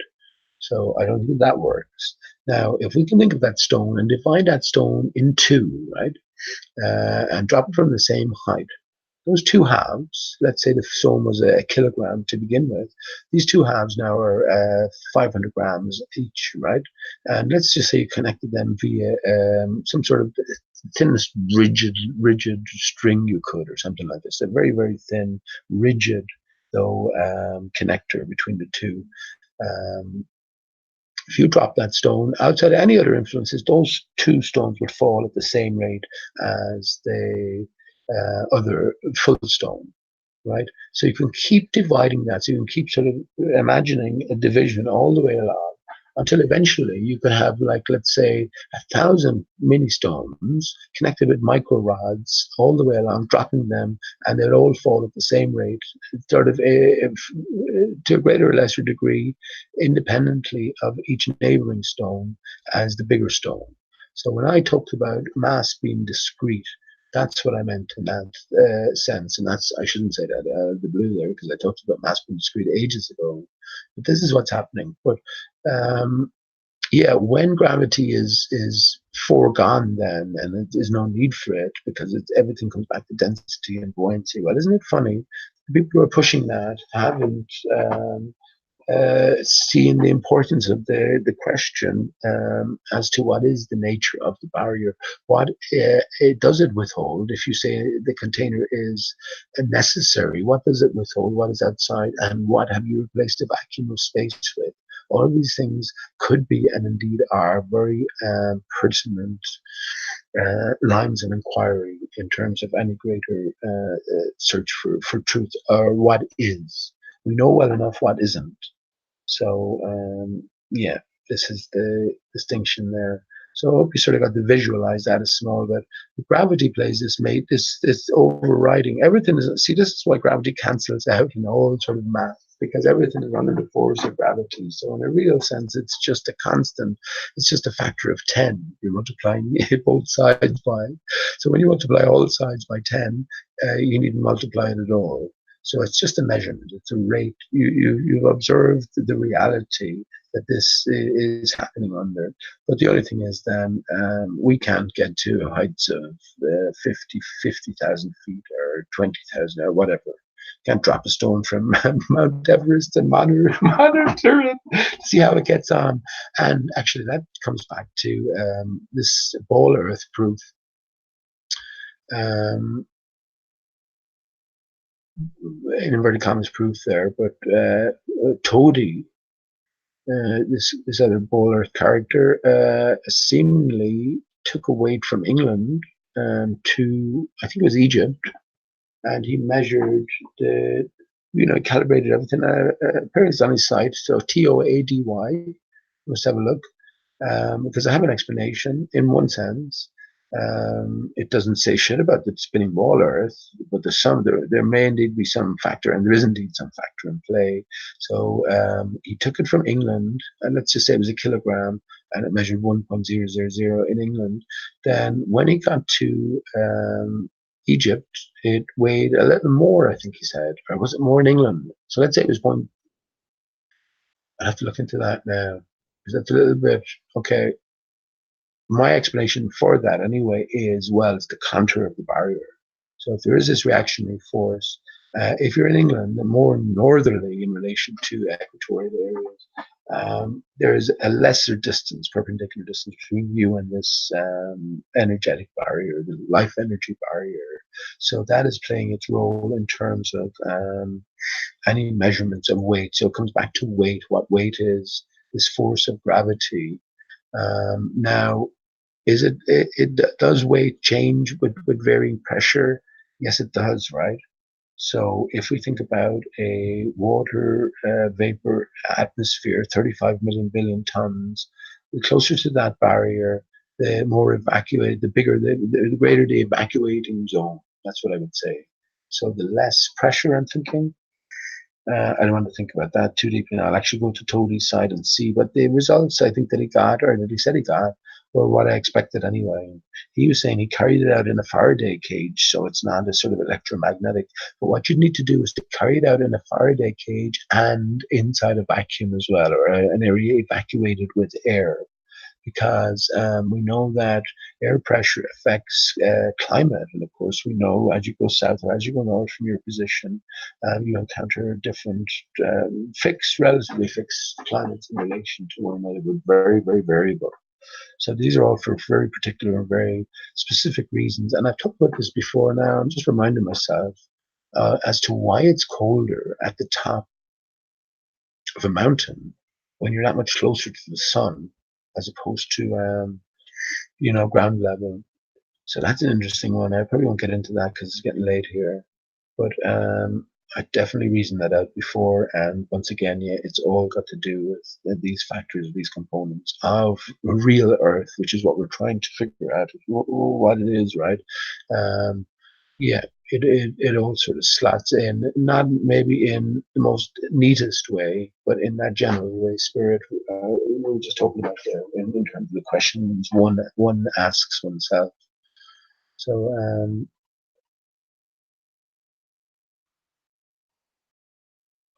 yeah, other than that, I'm going to roll one more cigarette. If you have any questions or anything, I'm sorry for not interacting with the chat. People just think, maybe if I interacted more with the chat, I'd have probably less viewers.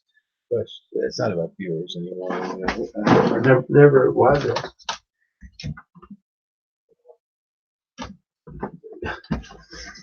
Never was it. It's sort of more pressure on in a certain sense. But that's not what I'm. That's not what I'm into. The pressure on if you had more viewers, hundreds of viewers. Um, yeah, there's so many things I could sort of bring up. I haven't even talked about it. I just barely got past the first two songs. But as I say, that's not what it's about at this stage. There's something else going on, and well, I've said it a few times. Is there any safe haven anymore? Is there any place you can go and just fucking know you can have a decent talk with somebody who is not suspect in some sense or other? It's a difficult one. Certainly is a lonely path. Present company excluded here. No judgments on anybody in general, but there's so many of these artificial arenas set up that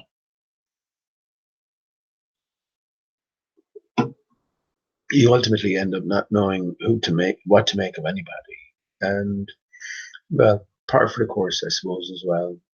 You have to know when it's time to sort of move on. But once again, well, move on where? What then? Sort of Plato's Ghost. What then? Actually, I might read a poem. Actually, I'm in the mood to read a poem before that's what I might do actually to close down because I sang Parking Glass earlier on. I read a poem to read about a poem.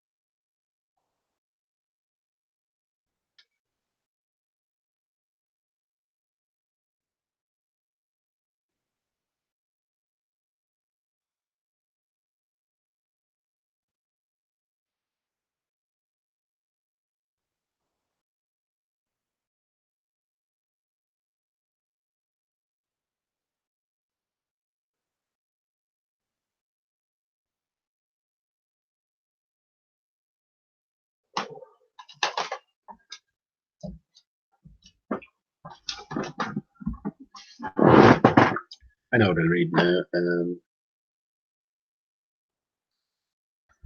put it up on the screen here.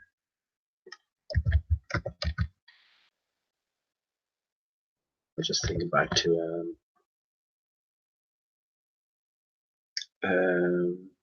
poetry of Ireland. So all of the sort of the stars, if it past and present, um, of Irish culture, picked their favorite Irish poem and read it out to. It was on the CD collection, but it was also in the book form. I got that as a little gift from Sarah, my son, who I'm very good at gifts, and got her a pair of socks or something, or a leg shaver.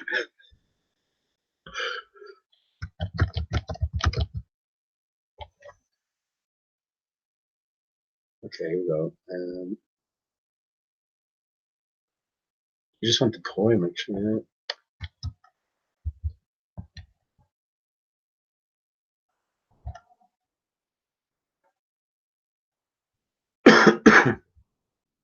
Should show up purple here because I looked at the link from.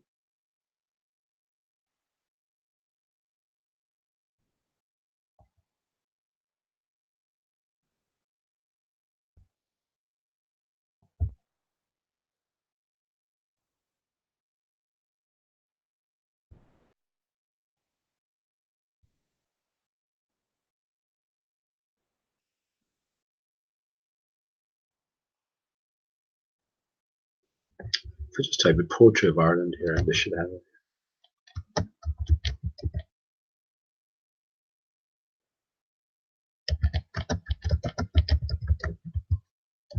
Well, that's funny now because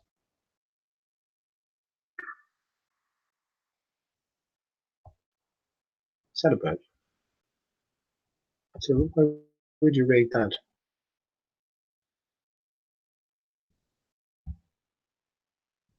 Okay, this will do. Well, we have Oscar. Oh, look, get. Come on. Hey, who's in chat? Who's in chat? Honestly, I didn't. I just. Hang on, who's in chat? I just said I'd read a poem, and I'm going to read another poem. So that's not the poem I'm going to read to finish off with. So I'm just going to read this in between because I was just thinking about the poetry of Ireland, and without that book, I wouldn't have learned this poem or liked this poem, and also put my own music to it as well. So I was going to read that. But who is that? 10 points for anyone who guesses who is that on the left here. Come on, first to get it.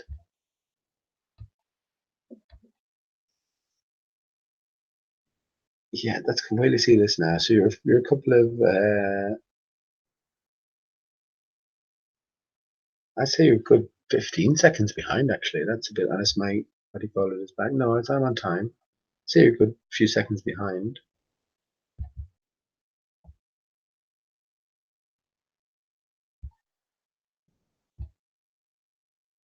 All right.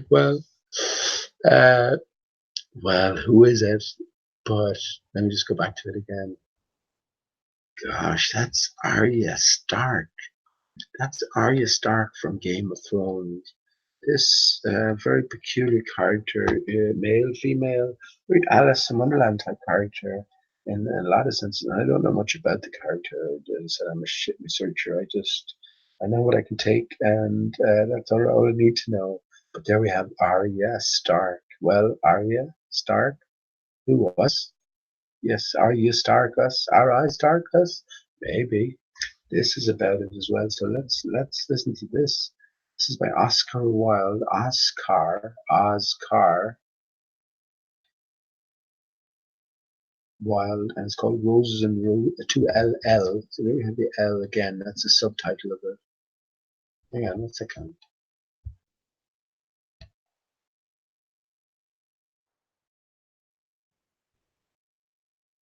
Right. And there we have Arya Stark on the right. Get the heck, man.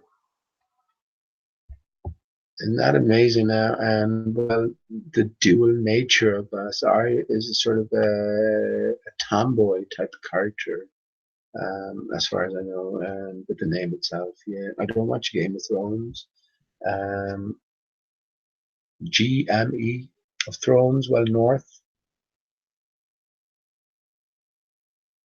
Thorn, the spirit of love. Thorn, get the fuck spirit. You still here, bud? Come on.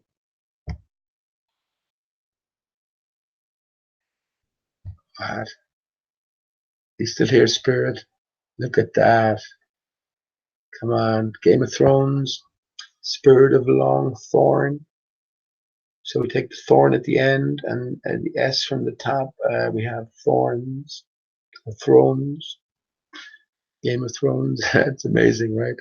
Anyway, so there we have the right and the left. Aristarchus. Arya Stark.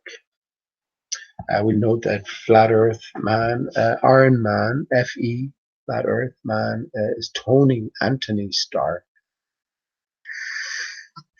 All these things for a reason. And what did he have replaced? Yeah, you have to think back to the first original Iron Man. So I'm going to read this. And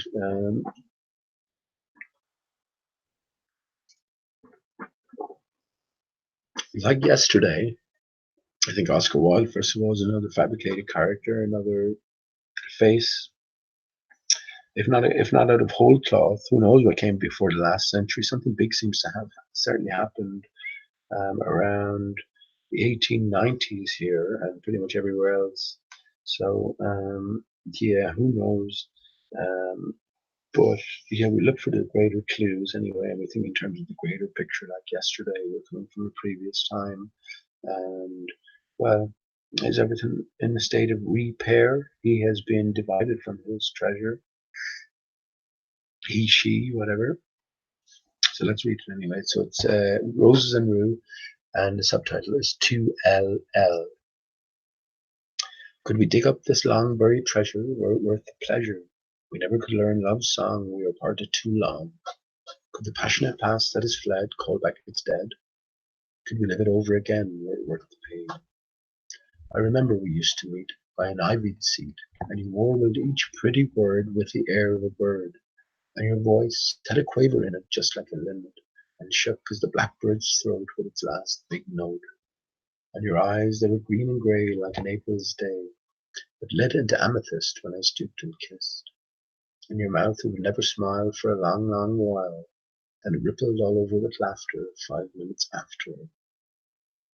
You were always afraid of a shower, just like a flower. I remember you started and ran when the rain began. I remember I never could catch you, for no one could match you. You had wonderful, luminous, fleet little wings to your feet. I remember your hair. Did I tie it? For it always ran riot, like a tangled sunbeam of gold. These things are old. I remember so well the room and the lilac bloom that beat at the dripping pane in the warm June rain.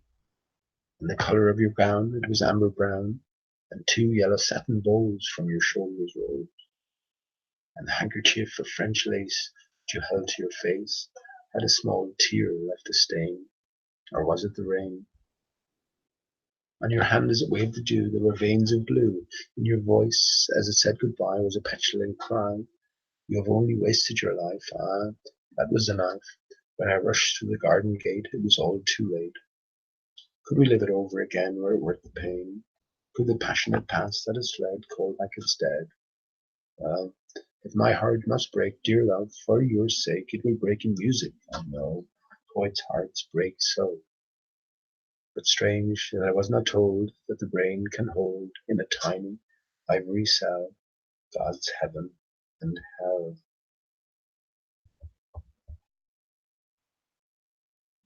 Right, so is that tiny ivory cell the pineal?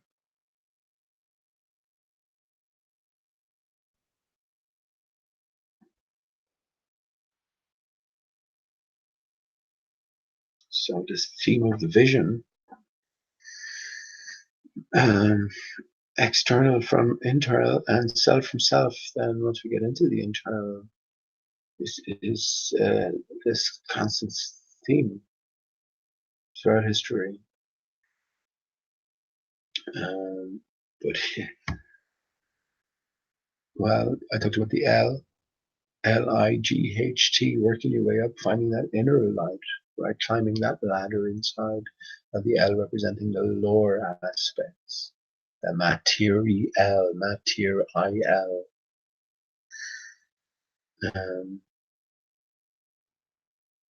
So yeah, just in case anybody, I'm sure it could have been more dramatic. I'm used to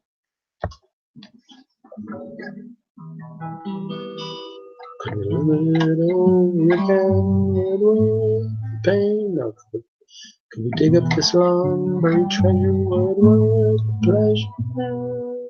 We never could learn love song. We are parted too long. The passion past that is fled, call back its name. We live it over again.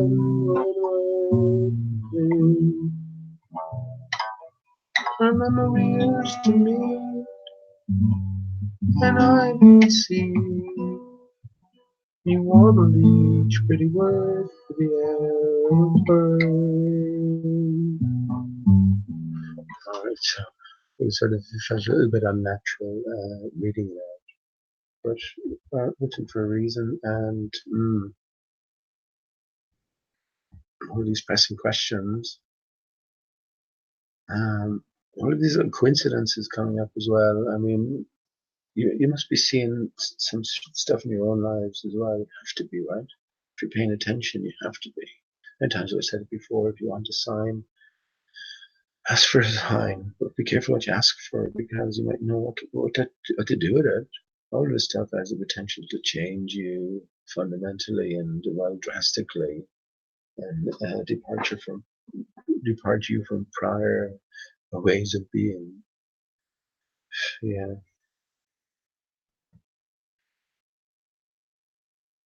Dangerous pathway as well. Be willing to leave everything behind. I don't know. Yeah.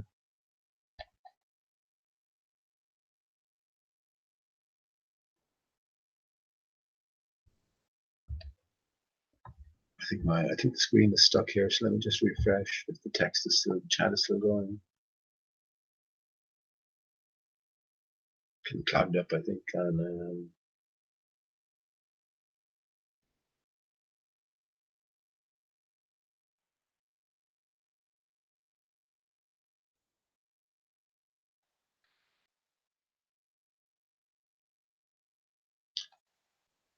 okay. I think the computer's getting a little clogged up. I'm not going to stay on too much longer. Again, nothing definitive talked about in any sense. I've sort of stepped away a little bit from comparisons and investigating deeper convincers, I suppose, regarding Aristarchus. Maybe for a reason, a little break, but sort of feeling to get back to that as well, because lots of things are coming up as well that definitely deserve some sort of consideration. I just need to find some sort of balance. Yeah, I think that's probably a good time to. I'm sorry for not saying hello to all the people who were here earlier on.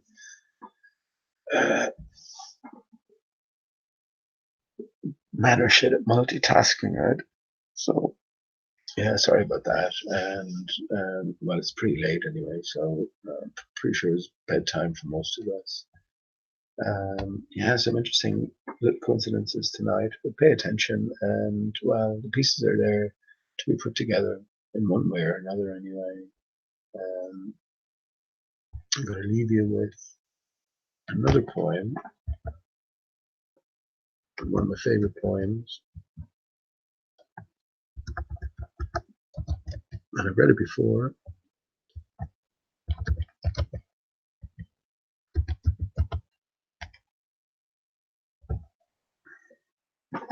And I'm going to read it again to sign off with. And this would be interesting, actually. It gave me some things to think about maybe 20 years ago. Well, we learned this in school, first of all, so absolutely no chance of not learned it, actually. I don't think actually we went. Yeah, it was maybe the class I left.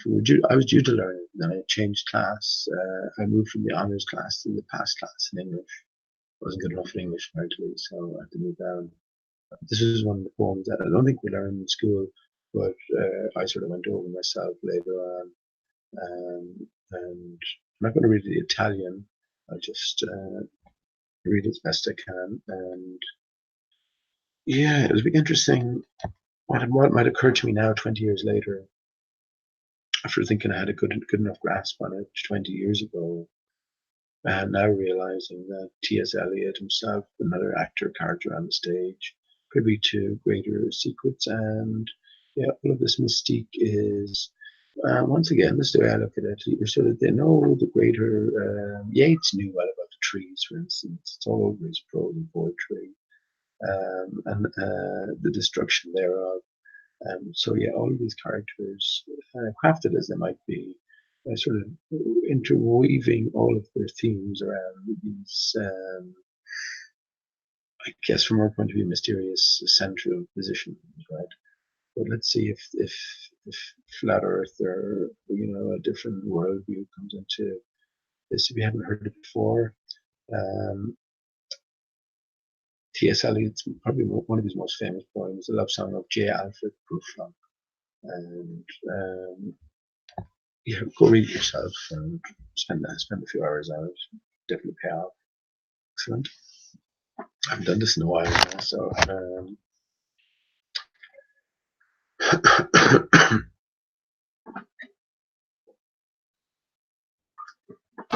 until the next time, friends, I leave you with the love song of J. Alfred Prufrock by T.S. Eliot. Let us go then, you and I, when the evening is spread out against the sky like a patient etherized upon a table. Let us go through certain half-deserted streets, modern retreats of restless nights and one-night cheap hotels, and sawdust restaurants with oyster shells, streets that follow like tedious argument of insidious intent, to lead you to an overwhelming question. Oh, do not ask what is it, let us go and make our visit. In the room, the women come and go, talking of Michelangelo.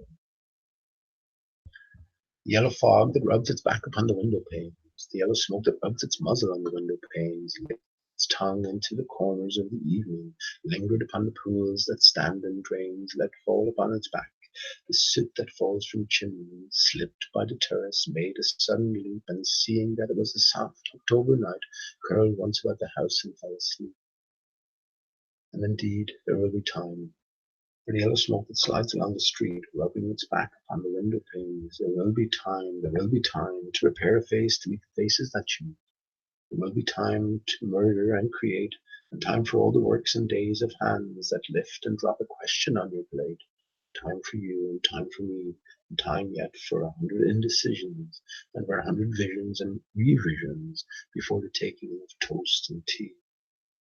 In the room, the women come and go, talking of Michelangelo. And indeed, there will be time to wonder, do I dare, and do I dare? Time to turn back and descend the stair with a bald spot in the middle of my hair. They will say how his hair is growing thin. My morning coat, my collar mounting firmly to my chin, my necktie rich and modest, but asserted by a simple pin. They will say, but how his arms and legs are thin. Do I dare disturb the universe? In a minute there is time for decisions and revisions, which a minute will reverse. For I have known them all already, known them all. I've known the evenings, mornings, afternoons. I have measured out my life with coffee spoons. I know the voices dying with the dying fall beneath music from a farther room. So how should I presume? And I have known the eyes already, known them all, the eyes that fix you in a formulated phrase. And when I am formulated, sprawling on a pin, when I am pinned and wriggling on the wall, then how should I begin to spit out all the butt ends of my days and ways? And how should I presume? And I have known the arms already, known them all, arms that are braceleted in white and bare, but in the lamplight downed with light brown hair. Is it perfume from a dress that makes me so digress? Arms that lie along a table or wrap around a shawl, Should I then presume? And how should I begin? Shall I say I have gone at dusk through narrow streets and watched the smoke that rises from the pipes of lonely men in shirt sleeves leaning out of windows? I should have been a pair of ragged claws clinging across the floors of silent seas. In the afternoon, the evening sleeps so peacefully, smoothed by long fingers, asleep, tired, or it malingers. Stretched on the floor here beside you and me, should I, after tea and cakes and ices, have the strength to force the moment to its crisis? But though I have wept and fasted, wept and prayed, though I have seen my head, grown slightly bald, brought in upon a platter, I am no prophet, and here is no great matter.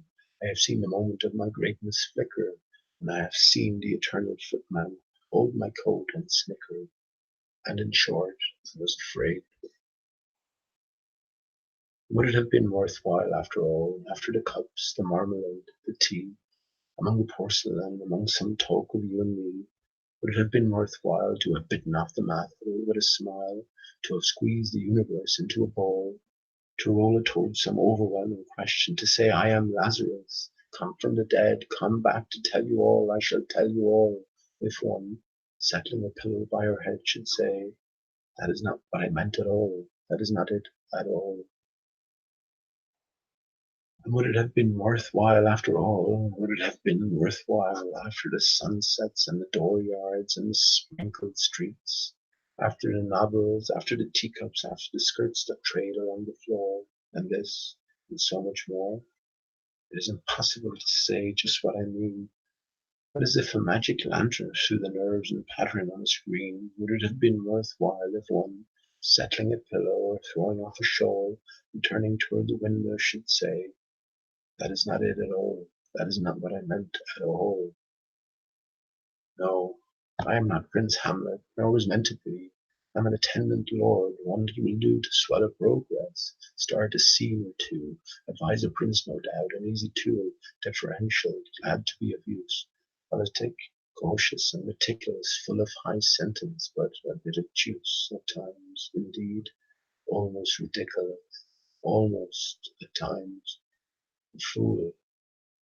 I grow old, I grow old. I shall wear the bottoms of my trousers rolled. Shall I part my hair behind? Do I dare to eat a peach? I shall wear white flannel trousers and walk upon the beach. I have heard the mermaids singing each to each. I do not think they will sing to me.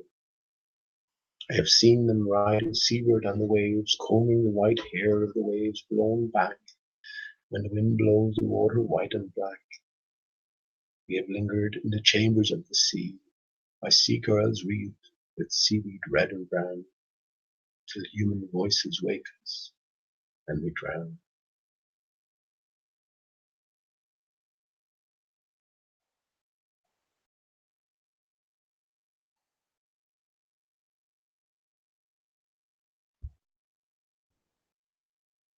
Good night, friends. I love you, my dear Steve.